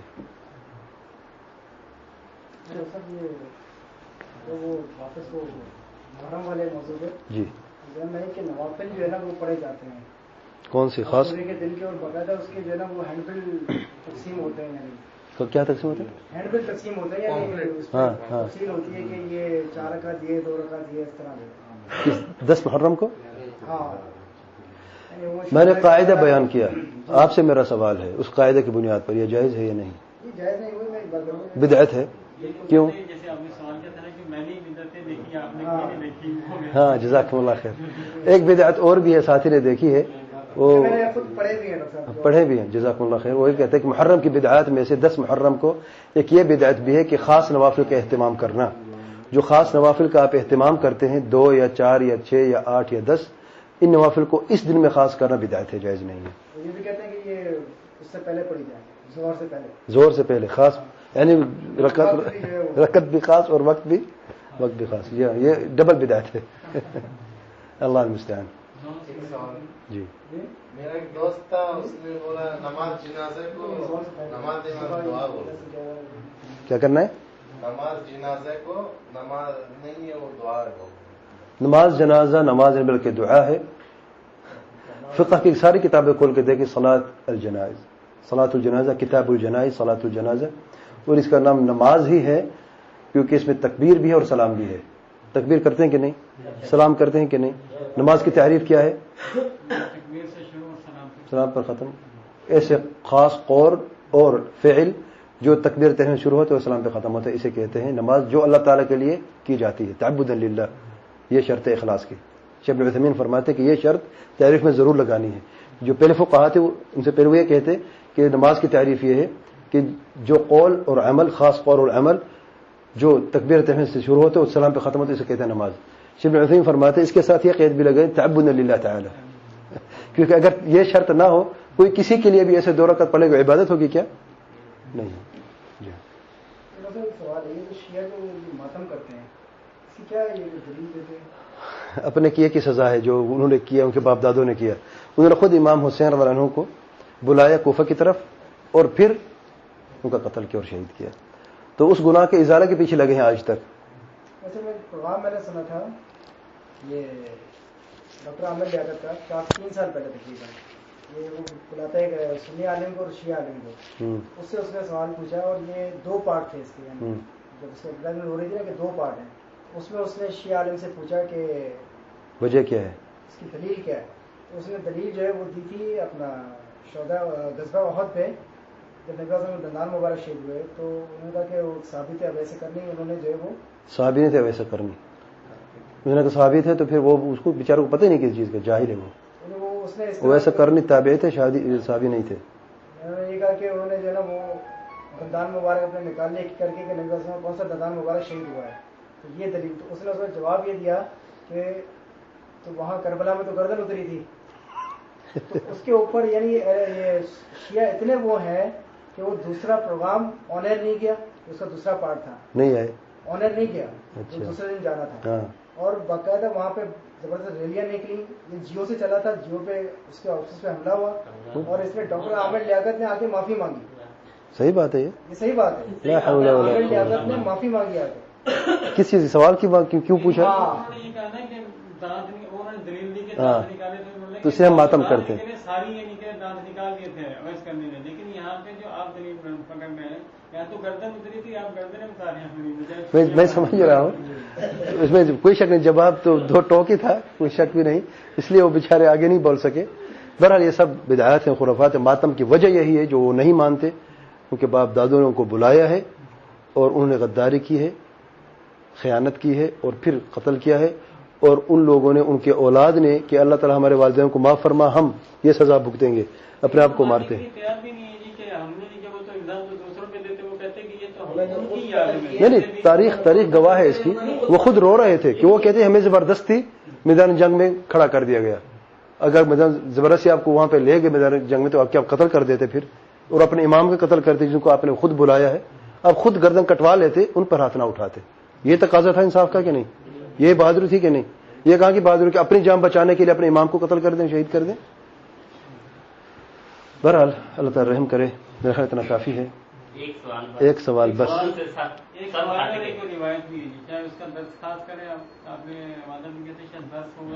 کون سا؟ اچھا سوال پوچھیں آپ. موضوع سے ہٹ کے پاکستان کے موضوع آپ نے کہا کہ انٹرنیشنل طور پہ یہ جو آج کل خودکش حملات ہو رہے ہیں پاکستان میں تو بہت زیادہ, اس کے بارے میں کچھ تھوڑا سا. وہ تو سب جانتے ہیں. میں ہمیشہ اکثر دروس میں بیان کر چکا ہوں کہ خودکش, اس کا نام ہی خودکشی ہے. شہادت کہاں ہے؟ اس کا نام ہی خودکشی ہے. اس کا نام کیا کہتے ہیں, کیا اسے خودکش حملہ. تو الحمدللہ اس کا نام خود بتا رہا ہے کہ یہ خودکشی ہے, خودکشی اسلام میں حرام ہے. ٹھیک ہے نا. اور دوسری بات ہے, جو لوگ یہ کرتے ہیں انہوں نے جہاد کی اوڑ میں یہ کام کیا ہے, اور جو دلیل بیان کرتے ہیں وہ ایک سے جو اس کے بعد اس سے زیادہ ضعیف ہے, یعنی کمزور ہے. اگرچہ کچھ روایات صحیح ہیں لیکن ایک سے زیادہ کمزوری ہے ان روایات میں. ان میں سے ایک جو ان کی جو بہت بڑی روایت ہے وہ اپنا ایک صحابی تھے کعب بن مالک رضی اللہ عنہ, یا برا بن مالک تھے, برا بن مالک سیدنا برا تھے رضی اللہ عنہ. جب مسلمہ کذاب کے خلاف جنگ ہو رہی تھی سیدنا ابوبکر صدیق کے زمانے میں, تو وہ ایک باغ میں اپنے آپ کو بند کر دیا. تو ایک یہ جو صحابی تھے کافی جوشیلے تھے, انہوں نے کہا مجھے ایک ڈھال پہ رکھو, اوپر کر دو, میں دیوار پھلانگ کے میں دروازہ کھول دوں گا. دروازہ کھلے گا تو ہماری فتح ہے, نہیں تو اندر بیٹھے رہیں گے ہم, باہر شدید سردی میں کیا کرتے رہیں گے. تو انہیں اٹھایا ڈھال پہ, انہوں نے دیوار کو پھلانگ لگائی اور اندر گئے, اور اکیلے شخص نے بہادری دیکھیں سبحان اللہ, اکیلے شخص نے پوری فوج سے لڑتے دروازہ کھول دیا اور باہر نکلے زندہ صحیح سلامت سبحان اللہ. تو خودکشی تب ہوتی ہے اگر وہاں سے زندہ نہ نکلتے. پہلے تو بات یہ ہے یہ خودکشی ہے. ہم بھی یہ کہتے ہیں آپ سامنے آئے سینہ تان کے ایسے جنگ کرے, لڑے, پھر مرے. اگر بچ گئے, مر گئے تو شہید ہیں, بچ گئے تو غازی ہیں. یہ کہاں کی بات ہے چھپ کے آئے اور پورا بام یہاں پہ باندھے اور بلاسٹ کرے اور کہیں دلیل یہ ہے. دلیل کون سی ہے؟ یہ صحابہ کا عمل ہے سبحان اللہ. دن اور رات برابر ہیں, زندہ مردہ برابر ہیں, تو یہ بھی برابر نہیں ہو سکتا قیامت. تو یہ دلیل ان کی بالکل اپنی جگہ پہ نہیں، وہ بالکل غلط ہے. غلط کیوں ہے؟ کیونکہ پہلی بات یہ ہے کہ وہ زندہ نکلے. آپ کے بچ سکتے بٹن دبانے سے؟ سر وہاں پہ پتہ نہیں 30 میٹر دور پڑا ہوتا ہے سر. تو اس میں 100% موت ہے، اور اس میں بچنا ذریعہ تھا، بلکہ بچ بھی گئے. اور یہاں جی ہاں، اور دوسری بات یہ ہے کہ سیدنا عمر بن الخطاب رضی اللہ عنہ بڑی پیاری بات کرتے ہیں. مسند ابن ابی شیبہ میں صحیح سند سے روایت ہے کہ سیدنا عمر بن الخطاب نے جب یہ دیکھا تو صحابہ کو منع کہ اس کو اپنا لیڈر نہ بنانا. دیکھیں یہ اپنے آپ کو ہلاک میں سے ڈال دیتا ہے، اور ہم حکمت سے جہاد کرتے ہیں. یعنی مقصد کیا ہے؟ اگر مقصد یہ ہوتا کہ جان دینی ہے تو جنگ غزوہ حدیبیہ میں سارے کے سارے صحابی جو ہیں بیعت کر چکے تھے جنت کی درخت کے نیچے. قرآن مجید نے اس کی گواہی دی ہے. تو پھر وہاں پر کیوں خاموش اختیار کے واپس آ گئے؟ اگرچہ شرطیں بھی کٹھن تھی. بات یہ نہیں کہ آپ اپنی جان دے دیں، بات یہ کہ اس دین کو زندہ کیسے رکھنا ہے. لا الہ الا اللہ محمد رسول اللہ کے جھنڈا کیسے لہرانا ہے اور تا قیامت. یہ دیکھیں حق اور باطل کی جنگ رہے گی. یہ آپ یہ نہ سمجھیں کہ صرف حق رہے گا کبھی. اگر انبیاء علیہ السلام کے دور میں صرف حق نہیں تھا، باطل بھی تھا، تو اس کے بعد آنے والے دور میں اب توقع نہ رکھے کہ باطل مٹ جائے گا. باطل بھی ہے، حق بھی ہے، جنت بھی ہے اور دوزخ بھی ہے. اس کے بھی لوگ ہیں اور اس کے بھی لوگ ہیں. ہم نے کیا کرنا ہے؟ ہم نے اپنے راستے کو اختیار کرنا ہے. یہ راستہ جنت والا، یہ راستہ دوزخ والا ہے. ہم نے کہاں پہ جانا ہے؟ خود کچھ حملے کرنے والے یاد رکھیں شہادت بہت دور کی بات ہے. یہ نہیں کہہ سکتے ہم شہید، دور کی بات ہے. ہم اللہ تعالیٰ سے یہ دعا کرتے ہیں کہ اللہ تعالیٰ ہو سکے ان کو معاف کر دے جو انہوں نے خودکشی کی ہے، کیونکہ خودکشی کرنا حرام ہے، جائز نہیں شرعن. اور قیامت کے دن جو خودکشی کرتا ہے، قیامت کے دن وہ آئے گا اور وہ جس چیز سے اس نے اپنے آپ کو مارا ہے وہی مار تو میدان محشر میں لوگوں کو سامنے آئے گا. پوری کائنات دیکھے گی. وہ اگر خنجر سے مارا ہے تو خنجر آپ کو مارتا آئے گا، اگر گولی سے مارا تو گولی آپ کو مارتا آئے گا. میدان محشر 50,000 سال کا دن ہے، وہی ایک عمل کرتے رہے گا اپنے ساتھ. وہاں پر ایک مرتبہ گولی لگے تو مر گیا نا، ایک مرتبہ جان چھوٹ گئی نا، وہاں پر 50,000 سال کا دنوں کے بعد میں مارتا رہے گا. کتنی تکلیف دہ بات ہے. اور شیخ ابن عثیمین رحمۃ اللہ فرماتے ہیں جو بلاسٹ کرتے ہیں اپنے آپ کو وہ بار بار بلاسٹ کریں گے وہاں پہ. یعنی پورا جسم ہے پھٹ گیا، اللہ پھر جسم بنائے گا، پھر پھٹے گا، پھر بنائے گا، پھر پھٹے گا، اور ایسے ہوتا رہے گا جب تک کہ فیصلہ نہیں ہوتا. ڈاکٹر صاحب اس میں یہ جو 65 کی جنگ میں جو بم باندھ کے ٹینکوں کے نیچے نہیں چلے گئے تھے، یہ اس کے بارے میں کیا دیکھیں؟ جنگ تھی. جی ہاں، یہ جو عمل ہوا ہے ہمارے لیے بہادری ہے، لوگ عوام الناس کے لیے، کہ یہ بہت بہادری تھی اور اس میں ان لوگوں نے جان دے دی اور کافر کو روک دیا. لیکن یاد رکھیں صحابہ کرام اور سلف صالحین کا جو راستہ ہے وہ یہ ہے کہ آپ نے جنگ جو ہے صرف اللہ تعالیٰ، خالص اللہ تعالیٰ کے لیے. پہلی بات یہ ہے زمین کے لیے نہیں. یاد رکھیں پہلے قاعدہ ہے جب زمین اور دین ٹکرا جائے تو زمین کو چھوڑنا پڑتا ہے، جیسا کہ نبی رحمت صلی اللہ علیہ وسلم نے مکہ جیسی پاک زمین کو چھوڑ دیا. آج کل جو ہمارا کام ہو رہا ہے کس کو بچانے کے پیچھے ہے؟ زمین کے لیے یا دین کے لیے؟ زمین کے لیے. تو زمین کے لیے ایسا عمل کرنا ہرگز جائز نہیں. اس میں دین کا بھی تو ہے نا کہ اگر وہ آتے تو یعنی آتے تو کیا ہے؟ مجھے آپ بتائیں. یہ بساتی انڈین ہے، انڈیا میں اسلام نہیں ہے. پاکستان سے پہلے بھی تھا. یہی میں کہہ رہا ہوں کہ آپ دیکھیں آپ کیا کر رہے ہیں، کس کے لیے کر رہے ہیں. بہادر اپنی جگہ پہ ہے لیکن اللہ تعالیٰ کا دین اپنی جگہ پہ ہے. ہم نے بہادری دکھانی جیسا کہ اللہ تعالیٰ کا حکم ہے، اللہ تعالیٰ کا فرمان ہے. اللہ تعالیٰ کا حکم یہ ہے آپ لڑیں، سینہ تان کے لڑیں.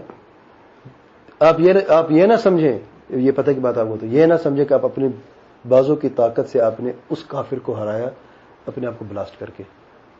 اگر یہ آپ سمجھ رہے ہیں تو آپ کا غلط گمان ہے.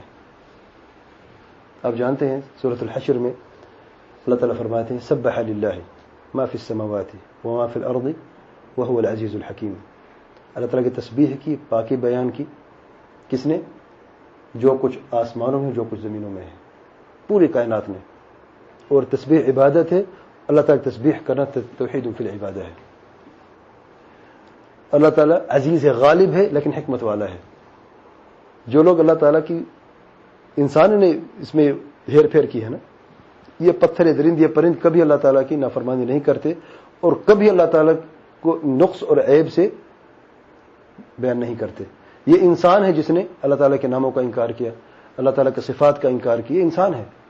اور نقص اور عیب جس نے بھی منسوب کیا اللہ تعالیٰ کی طرف, یہ انسان ہے. تو اللہ تعالیٰ عزیز ہے لیکن حکیم بھی ہے. اگر صرف عزیز ہوتے تو آج کوئی انسان زندہ نہ ہوتا جس نے اللہ تعالیٰ کی ناپاکی بیان کی ہے یا کوئی ایسی بات منسوب کی ہے. لیکن حکیم ہے, حکمت سے ان کو چھوڑا, لیکن جب پکڑا تو کیسے پکڑا, آگے آیت میں دیکھیں. هو الذي اخرج الذين كفروا من اهل الكتاب من ديارهم. کس نے نکالا؟ بنی نظیر جو یہودی تھے, اسلحے کا کاروبار تھا, بڑے بڑے ان کے محل تھے, قلعے تھے, اور اس کے اندر رہ کے اسلحہ بناتے تھے اور کافی طاقت تھی ان کی. نکالا تو نبی کریم صلی اللہ علیہ وسلم صحابہ کرام نے تھا. اللہ تعالیٰ کیا فرمایا, کس نے نکالا؟ ہوا, اللہ تعالیٰ نے فرمایا کہ میں نے نکالا, تم لوگوں نے نہیں نکالا. اچھا نکالا کیسے, دیکھیں. هو الذي اخرج الذين كفروا من ديارهم من اول الحشر.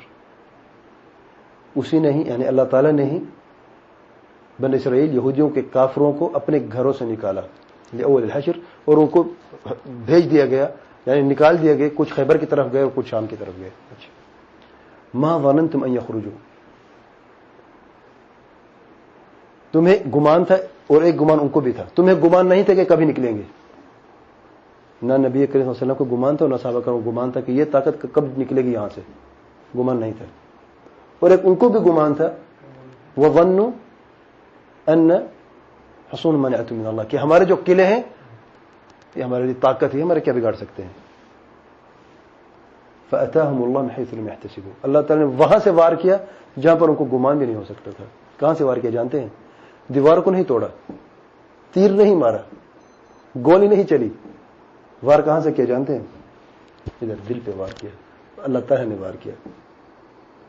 وقذف في قلوبهم الرعب, یہ بات ہے. اللہ تعالیٰ نے ان کے دل میں رعب پیدا کر دیا.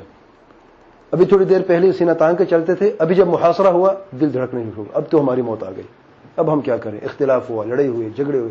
اگرچہ منافقوں نے بھی یہ کہا کہ بھئی ہم آپ کے ساتھ ہیں, جینا بھی آپ کے ساتھ, مرنا بھی آپ لوگوں کے ساتھ, آپ ثابت قدم رہے, ہم آپ کے ساتھ ہیں.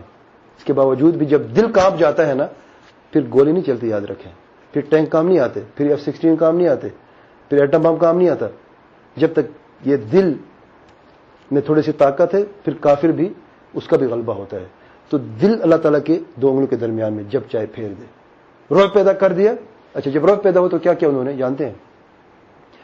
یخربون بیوتہم بایدیہم, ایسا رعب تھا, اپنے گھروں کو اپنے ہاتھوں سے توڑا. وہ جو قلعے تھے نا بڑے بڑے, وہ کہتے تھے یہی ہمارا اسلحہ ہے, یہی ہماری طاقت ہے, اپنے ہاتھوں سے ان کو توڑا. بایدیہم, پھر فرمایا وایدی المؤمنین, پھر مومنوں نے بعد میں توڑا. جو بچا کچھ مومنوں نے توڑا. اصل کس نے توڑا؟ اچھا, توڑا کیوں؟ کیونکہ نبی کریم صلی اللہ علیہ وسلم نے یہ اجازت دی, جتنا آپ کا اونٹ اٹھا سکتے وہ اٹھا کے چلے جاؤ. آپ اونٹ کیا اٹھا سکتے, کپڑے تھے, مال متا تھا, سونا تھا, جو تو اونٹ نے اٹھا لیا. اب انہوں نے کہا کہ یہ دروازے, کھڑکیاں ہیں, یہ ان کے لیے چھوڑ دیں. ہم دروازے توڑنا شروع کیے. جب دروازہ توڑتے ہیں تو دیوار بھی ٹوٹتی ہے. اپنے گھروں کو توڑا اپنے ہاتھوں سے, جو طاقت تھی ان کی. دروازے بھی اکھیڑ دیے, کھڑکیاں بھی اکھیڑ دیے, چھت بچی رہی. مسلمانوں نے دیکھا جو اچھا تھا اس کو چھوڑ دیا, جو کو اچھا اس کو توڑ دیا. یخربون بیوتہم بایدیہم وایدی المؤمنین. آخر میں کیا فرمایا؟ فاعتبروا یا اولی الابصار, اے سمجھنے والے سمجھو, آنکھیں کھولو. یہ کبھی گمان نہ کرو کہ تمہاری طاقت سے غلبہ ہوتا ہے اور نصرت ہوتی ہے. وَلَيَنْصُرَنَّ اللَّهَ مَن يَنْصُرُهُ, اللہ تعالیٰ اس کی مدد کرتا ہے, اس کو کامیاب کرتا ہے جو اللہ تعالیٰ کے دین کو کامیاب کرے. آج یہ مسلمان, اللہ کی قسم کھا رہا ہوں, آج یہ مسلمان اللہ تعالیٰ کے دین کو کامیاب کرے, کامیابی اس مسلمان کا قدم چومے گی. لیکن جب تک یہ مسلمان اس دین سے دور ہے, شرک بدعات اور خرافات میں غرق ہے, تو یہی حال ہوگا. الا ان یشاء اللہ. اس لیے حکمت دیکھیں اللہ تعالیٰ کی. آج کتنی فرقے مسلمانوں کے آپ شاید گن بھی نہ سکیں, لیکن ایک وقت ہے کہ جب سب جمع ہوں گے. کب؟ جب امام مہدی آئیں گے, اس پہ جمع ہوں گے.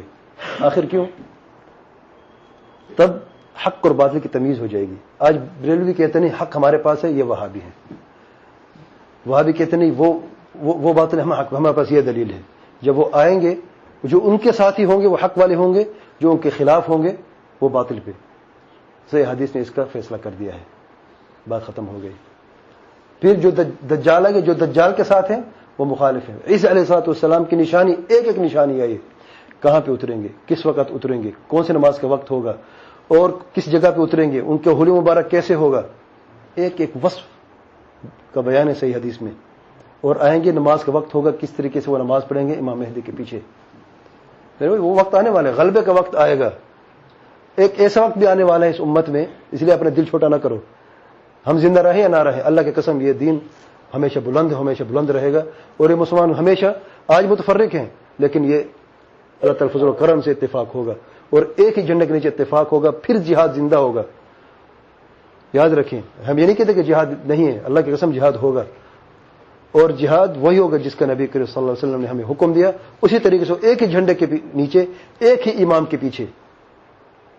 اور غلبہ مسلمانوں کو ہوگا. اور ایسا وقت بھی آئے گا جب زکوٰۃ لینے والا کوئی نہیں رہے گا اس دنیا میں. لوگ اٹھائیں گے مال و دولت, اٹھا نہیں سکیں گے. حثو جانتے ہیں, جیسے مٹی کو ہم بچے کیسے اٹھاتے ہیں مٹی کو, ایسے سونے کو اور چاندی کو یہ مسلمان اٹھائے گا. زکوٰۃ لینے والا کوئی رہے گا نہیں اس امت میں. یہ بھی آئیں گے, یجوج موجوج بھی آئیں گے. یہ انسان ہے, یہ کوئی جانور نہیں ہے, لیکن اتنی سخت انسان ہے, ظالم اور بے رحم انسان ہے کہ وہ, اور ان کی تعداد اتنی زیادہ ہے کہ ایک بحیرہ, پانی کا چشمہ ہوگا, بحیرہ ہوگا, جو شروع سے شخص ان کا نکلے گا وہ پیے گا, جب آخر والا آئے گا تو خالی ہو چکا ہوگا. اتنی ان کی تعداد ہے. اور ان کو قتل کرنے کے لیے, حالانکہ میرا خیال اس کے لیے خاص درس رکھے, لیکن یہ بات پوری کر دیں, انشاءاللہ دروس آنے والے ہیں, کیونکہ اگر جو خطبات ہوں گے انشاءاللہ وہ ہوں گے آخرت کا سفر. تو اس میں یہ باتیں شروع سے, یعنی موت سے لے کے جنت تک انشاءاللہ ہم بات کریں گے پورے کہ اس انسان نے کیا کیا کرنا ہے, اس پہ دروس ہوں گے. لیکن یہ جو آپ نے بات کی ہے کہ دیکھیں, کیونکہ بات جہاد کی ہو رہی کہ یہ بات بیچ میں آگے تو میں یہ بھی وضاحت کر دوں. اللہ تعالیٰ دجال کو قتل کرنے کے لیے آسمان سے عیسیٰ علیہ السلام کو نازل کریں گے. پتہ ہے آپ کو, دجال کو کوئی اور نہیں قتل کر سکتا, امام مہدی بھی قتل نہیں کر سکتے, کوئی مسلمان اور نہیں قتل کرے گا. اس کی موت لکھی ہے عیسیٰ علیہ السلام کے ہاتھوں, ان کے نیزے سے مرنا ہے. اور وصف دیکھیں کس جگہ پہ ہوں گے, اور نیزے کا رنگ کیا ہے, کیسے لگے گا, کہاں پہ لگے گا, اور کس طریقے سے مرے گا. یہ پیشوں کو دیکھیں نبی رحمۃ اللہ صلی اللہ علیہ وسلم کی سب محفوظ ہے صحیح حدیث میں, اور ہمارا ایمان ہے اللہ کی قسم ایسا ہو کے رہے گا. اچھا, ان کو تو اس کو تو قتل کر دیا, لیکن جب یجوج موجود نکلیں گے, اچھا یہ جو فتنے نکلیں گے یہ 10 بڑی نشانیاں ہیں, چھوٹے تو بہت ہے قیامت, یہ 10 بڑی نشانیوں ان میں سے نبی رحمۃ اللہ صلی اللہ علیہ وسلم فرماتے ہیں یہ جیسے کہ ہار نہیں ہوتا, اس کو اگر کھول دیں تو اس کو جب نگ گرتی ہیں ایک کے بعد دوسرا, ایک فتنہ ختم, دوسرا اس وقت شروع, ایک ختم, تیسرا اس وقت شروع. دجال کی موت, یجوج موجوج کا نکلنا, فوراً نکلیں گے.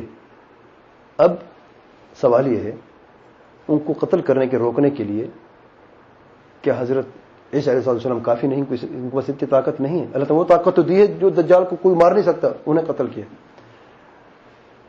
مسلم کی روایت میں ہے کہ نبی کریم صلی اللہ علیہ وسلم فرماتے ہیں کہ اللہ تعالیٰ نے حکم دیا عیسیٰ علیہ السلام کو کہ تمہاری طاقت نہیں کہ اس دشمن کو قتل کرو, لہذا تم پہاڑوں پہ چلے جاؤ اپنے ساتھیوں کو لے کے. کیا یہ بزدلی ہے؟ اپنے زمین چھوڑ دیں, اپنا گھر چھوڑ دیں, سب کچھ چھوڑ دیں, عبادت پہاڑوں پہ جا کے کریں, مسجدیں چھوڑ دیں. کیا خیال ہے؟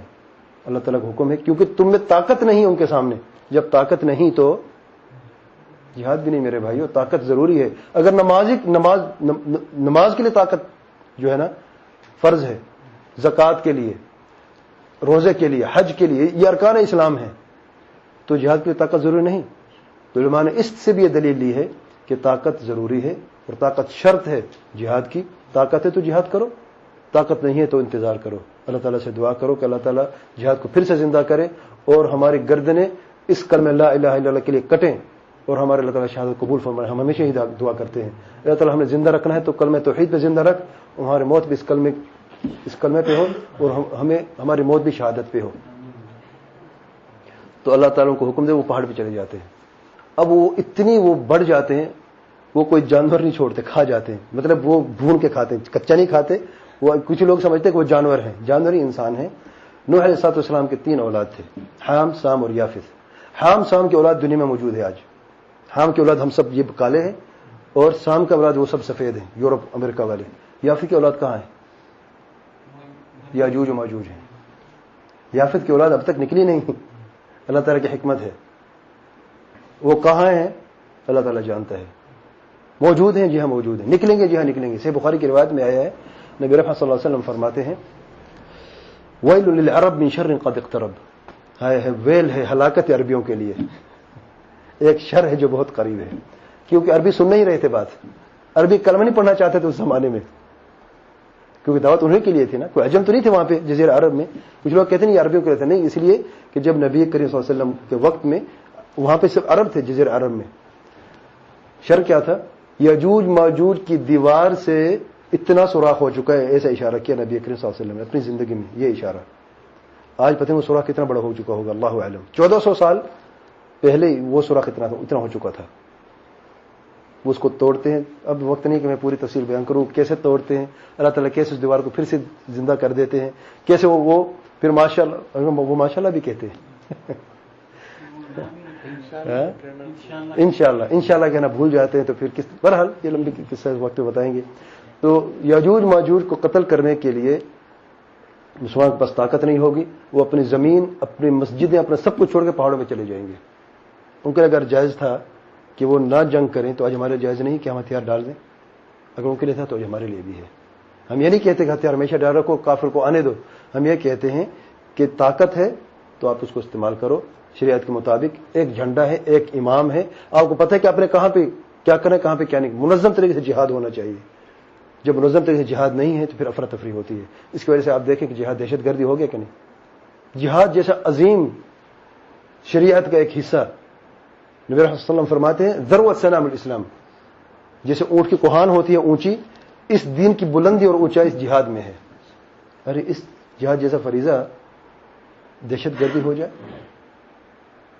बड़े, और ये किसने किया है, काफिर की जरूरत नहीं थी, ये इस मुसलमान की गलती से आज जिहाद दहशतगर्दी हो गया।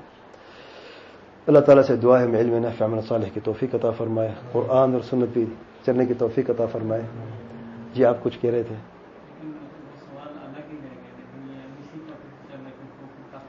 कौन सा? ये हज़रत बराम हासिल में थे, इनके किले में जो डाला गया था, तो उम्र ज्यादा थी जी, साहबा कराम नहीं पाते थे, हम में से गुजर रहे हैं, वो कहते मेरी उम्र, इनके मैंने निकाली उम्र और मुझे फेंकी, और हज़रत उमर फरमाया कि इसको अपना लीडर नाम दिया। तो ये फितरों में ये लिखे नहीं, जोशीले हैं, जोश वाले फितरे नहीं, जोशीले हैं, यानी अपने आप को हलाके में जल्दी डाल देते हैं, जोशीले हैं। बात यह कि एक लीडर है, अपने आप को डाल दे, पीछे वाले जाएंगे नहीं जाएंगे। हालांकि उनके लिए तो ये था कि वो बचने के चांस थे तो उनका दरवाजा खोल दिया जी, लेकिन इस यानी कि रिवायत से नहीं कि आज में यानी अब क्या रहनुमाई फरमाते हैं, आज के लोग ऐसे लोग जोशीले हैं या इस तरीके से हलाकत में डालना चाहते हैं, या खुद लोग आखिर खुद तो कोई भी नहीं डरता, कोई ना कोई है जो उनको डालता है। देखिए ये नसीहत तो वाज़ी है, मैं क्या नसीहत करूं, बात बिल्कुल वाज़ी और सामने है। ये जो इंसान की जान है मेरे भाई, ये बहुत बड़ा इनाम है, ये सेहत है ना आपकी, बहुत बड़ा इनाम है। मेरे छोटे भाई जो है हॉस्पिटल में काम करते हैं, किंग फैसल हॉस्पिटल में, मुझे बता रहे थे एक मरीज आया है, जवान है, 30 साल के करीब उसकी उम्र है, ऐसे कुर्सी पे उसको लेके आए, ऐसे हरकत नहीं कर सकता, बॉडी बिल्डिंग करता था वो, हफ्ता पहले बॉडी बिल्डिंग कर रहा था वो, अचानक वो ऐसे बीमारी हो गई, उसको ऐसी बीमारी हुई, उसका इलाज जो जानते हैं कितने का है, उसको एक ड्रिप लगती है, उसकी कीमत है 70,000 रियाल, और वो जो ड्रिप है वो खून के एक खास हिस्से की ड्रिप है, इम्यूनोग्लोबुलिन एक खास चीज हो खून के अंदर, वो लगाते हो। अब जानते हैं इसकी कीमत इतनी ज्यादा क्यों है? 10,000 लोगों का खून लेके उसको निचोड़ को निकालते हैं, 10,000 इंसानों का, 2-4 नहीं, 10 नहीं, 10,000 इंसानों का खून, एक एक का खून 500 ml 500 मिलीलीटर इनसे एक इंसान से लेते हैं ना, तो 10,000 लोगों का खून लेते हैं और एक बोतल बनती है, 70,000 रियाल की बिकती है। उसने हफ्ते में एक महीने के लिए, फिर हर महीने पता नहीं कितनी सालों के लिए उसने लगानी है। मेरे भाई ये सेहत है, ये सबसे बड़ा इनाम है अल्लाह ताला की तरफ से। हम ये सोचे हमें अल्लाह ताला ने सेहत अता फरमा, हमने कितने हजार दिए हैं, हम चलते फिरते हैं, उसकी ऐसी बीमारी है, ये हाथ हरकत करता है, ऊपर नहीं हो सकता, बैठा है, ये पाँव उन्हें हरकत करती हैं, खड़े नहीं हो सकता। हम उठते हैं, बैठते हैं, भागते हैं, सजदा करते हैं, नमाज पढ़ते हैं, इसके लिए हमने कितने पैसे दिए हैं? 70,000 इस एक चीज के लिए, उसका भी पता नहीं इलाज अभी पूरा होता है या नहीं होता, अल्लाहु आलम। तो मेरे भाई ये सेहत जो जान है ये, इसको ऐसे गवा देंगे आप, और किसी के कहने पे गवा देंगे। और अगर जो कह रहा है उसको पता भी नहीं आपको कि ये जो आपको जन्नत का लारा ले रहे, आप अभी ब्लास्ट करें 70 हूरें खड़ी है सामने, सुभान अल्लाह। और अवाम जाहिल है बेचारी, जन्नत में लोग, मैंने ये पहले भी बात की है कि लोगों के दिल दीन से जुड़े हुए हैं, अगरचे वो दीन से दूर हैं, लेकिन अल्लाह ताला से मोहब्बत, नबी के वसल्लम से मोहब्बत, ये एक आदत बन चुकी है लोगों की, हमारे माशरे में आदत है। उनको पता नहीं है कि इसके लिए इबादत भी जरूरी है। सुभान अल्लाह, लगाव है दीन से, लेकिन दीन से दूरी भी है। हाँ, बड़ी अजीब सी बात है। लोग दीन में आना चाहते हैं, लेकिन जो उनके रहनुमा उनको रहनुमाई करते हैं, भाई जन्नत का ये रास्ता है, बस सुबह शाम वही हूरें जन्नत, हूरें जन्नत, सूरें, यही सुबह शाम। अब आप नोट करें जो ब्लास्ट कर रहे हैं कि उम्र कितनी है, 13 साल, 15 साल, 17 साल, 20 साल, ये उम्र है इन लोगों को। ये कोई उम्र है? ये कोई समझदार की उम्र है? 40 साल वाला अपने काम को क्यों नहीं ब्लास्ट करता? 50 साल वाला क्या मुश्किल है? वैसे उसने अपनी आधी जिंदगी से ज्यादा गुजार ली है, अब उस बेचारे 20 साल वाले को तो रहने दे, आप खुद क्यों नहीं जाता? ये जो लोगों को कहते ब्लास्ट करो जन्नत है, वो जन्नत नहीं जाना चाहता क्या? ये जो आलिमी फतवा दे रहा है लोगों को ब्लास्ट करो, और आज जिहाद फर्ज हो गया है और ये काफिर का गलबा है, ये हुक्मरान बिक चुके हैं, सब काफिर हैं, और ब्लास्ट करो, अफरा तफरी हो गई, काफिर मुल्क आएगा, उनको मारेंगे आखिर तक। जो तुम फतवा दे रहे हो, 70 हूर आपके सामने खड़ी है, उसके लिए तो आपके लिए तो उससे डबल होनी चाहिए। आप बम बांधो, ब्लास्ट करो, चले जाओ जन्नत में, क्या मुश्किल है आपको? कमान कौन संभालेगा? हमने सवाल किया था कि कमान आपका दूसरा संभालेगा, तीसरा क्या एक आलिम है इसका? चलो अगर 1000 आलिम है, 2 तो चले जाए मेरे भाई, खुद हसना तो बने कि हमारी औलाद ही सिर्फ सर फटने के लिए, और खुद ने यही मैं कह रहा हूं कि अगर वो कहते कि कमांड कोई तो लेगा, कमांड 1000 आलिम है आपका, तो 1000 में 2 तो भेज दे भी, नजराना तो पेश करें जरा। जब नजराने की बात हो रही थी तो 2 तो खुद हसना बने, 1000 में से क्या फर्क पड़ता है अगर 2 आलिम चले जाए तो क्या मुश्किल है? लेकिन हमारे बच्चे 20-20 साल के आपको नजर आए, उन्हीं को आप ब्रेन वॉश कर करके उन्हीं को आप आगे करें। और ये भी कोई बैज नहीं है, कुछ जन्नत के लारे देते हैं, कुछ पैसा के लारे देते हैं। हमारी उम्मत में, यानी हमारे मुल्कों में गुर्बत भी है, भूख भी है। वो कहते हैं भाई मैं अगर मरता रहूंगा ऐसे, मुझे अगर कोई 2 करोड़ दे दे तो मैं अपनी जान दे दूंगा। क्या 2 करोड़ में जिंदगी सारी? हाँ, मैं उनकी बात नहीं करता। हाँ, इसके हट के बात करो। एक ये भी वजह है क्योंकि जो सियासतदान है, सियासी जो हो रहे हैं हमले, क्योंकि अभी हमें नहीं पता कहां से हो रहे हैं, गैब नहीं जानते हम। मुसलमान मुल्क में जो हमले हो रहे हैं, कुछ में इन लोगों का हाथ है जो जन्नत के ख्वाब दिखाते हैं, कुछ उन लोगों का हाथ है जो सियासत को तोड़ना चाहते हैं। अब हमें गैब तो नहीं आता, लेकिन यह बात भी वारिद है, यह भी एक पॉसिबिलिटी, यह भी हो सकता है कि कुछ पैसे किसी को देके करवा ले, और उसमें पैसे अपने घर वालों को दे दिए, वो करोड़पति बन गए। ये मरना तो उसने वैसे ही था। और कुछ लोग जो एड्स के बीमार हैं, उसने मैंने मरना वैसे ही है, तो यह काम करके जाऊं। तो याद रखें, जिसने ऐसा किया या वैसा किया, शरीयत की तरह में सब बराबर है। खुदकुशी होती है, चाहे हाजतमंद हो, चाहे बीमार हो, चाहे कोई भी हो। आप बीमार हैं, आपको मौत आती है बड़ी मुसीबत से मरो। आप अपने गले नहीं दबा सकते, इस मुसीबत के बचने के लिए आप अपने आप को शूट नहीं कर सकते। याद रखें, कुछ लोग होते हैं ना, भी ये बीमारी हो गई, खुदकुशी कर लेते हैं। बीमारी तो थी आपको गुनाह झाड़ने के लिए, खुदकुशी आपने कर ली, बीमारी भी थी और साथ ही इसका गुनाह भी आप अपने सर ले गए हैं साथ। कुछ और है? काफी है, लंबा हो जाएगा। काफिरों के बारे में आता है कि ये लोग भी जैसे आज या पहले खुदकुश हमले जिस तरीके से कर रहे थे। सबसे पहले सवाल मेरे, सबसे पहले किसने शुरू किया था? नहीं, खुदकुश सबसे पहले किसने शुरू किया? मज़ाहिब में नहीं, वैसे आएगी ये सोच कहां से आई? नहीं, इनसे पहले ये जापानियों की इजाद है, जापानी, मेड इन जापान है ये। नहीं, सही बात है। जापानियों ने जब अमेरिका पे हमला करते तो तैयारा उनका होता था, पायलट्स में तैयारा को उसकी शिप पे मार देते पूरा, खुद भी मर जाते और तैयार उसको वो भी उड़ा देते उनका सारा। उसको हाराकीरी कहते हैं, यानी हम खुदकुश हमले कहते हैं। वो उस मौत को शहादत का नाम देते हैं। देखें, नाम देखें, उन्होंने इस मौत को शहादत दी है कि शहादत की मौत, और उनके लिए एक अजीम, यानी अपनी जान को अपने मुल्क के नाम पे कुर्बान करना, वो शहादत कहते हैं वो लोग। तो वही हाँ, आहिस्ता आहिस्ता लोगों ने देखा भाई ये तो तरीका अच्छा है, उन लोगों ने अपनाया, फिर फौजियों ने अपनाया, फिर आहिस्ता से फैला, फिर आम लोगों ने भी अपना लिया इसको। तो ये बात बिल्कुल शरीयत के बिल्कुल मुखालिफ है। और याद रखें किसी शरीयत में भी नहीं है, मजे की बात है, किसी दीन में भी नहीं है। शरीयत में मुखालिफ, लेकिन ये भी नहीं आ रहा कि काफिर भी इनके खुदकुश हमले करते हैं या करते थे। तो काफिर तो उसको अपनी जमीन चाहिए, काफिर को अपना नाम चाहिए, काफिर को तो उसने रब के लिए तो थोड़ी करना है कोई काम। आप एक चीज नोट करें कुरान मजीद में और सही हदीस में, जब भी जिहाद का जिक्र आता है तो उसके साथ एक कैद जरूर लगती है। कौन सी है, कोई जानता है? फी सबीलिल्लाह, क़िताल फी सबीलिल्लाह, जिहाद फी सबीलिल्लाह का लफ्ज जरूरी है। अरे क्यों? क्योंकि ऐसे लोग भी हैं जो अल्लाह ताला के रास्ते में नहीं करते, कोई नाम के लिए, कोई शोहरत के लिए, कोई जमीन के लिए, कोई किसी चीज के लिए। जब फी सबीलिल्लाह का बार बार नाम आया है, इसका मतलब है जिहाद वही मोतबर है जो अल्लाह ताला के रास्ते में हो और अल्लाह ताला के दीन की बुलंदी के लिए हो। सुब्हानक व बिहम्दिक अशहदु अल्ला इलाहा इल्ला अंत अस्तगफिरुका व अतूबु इलैक।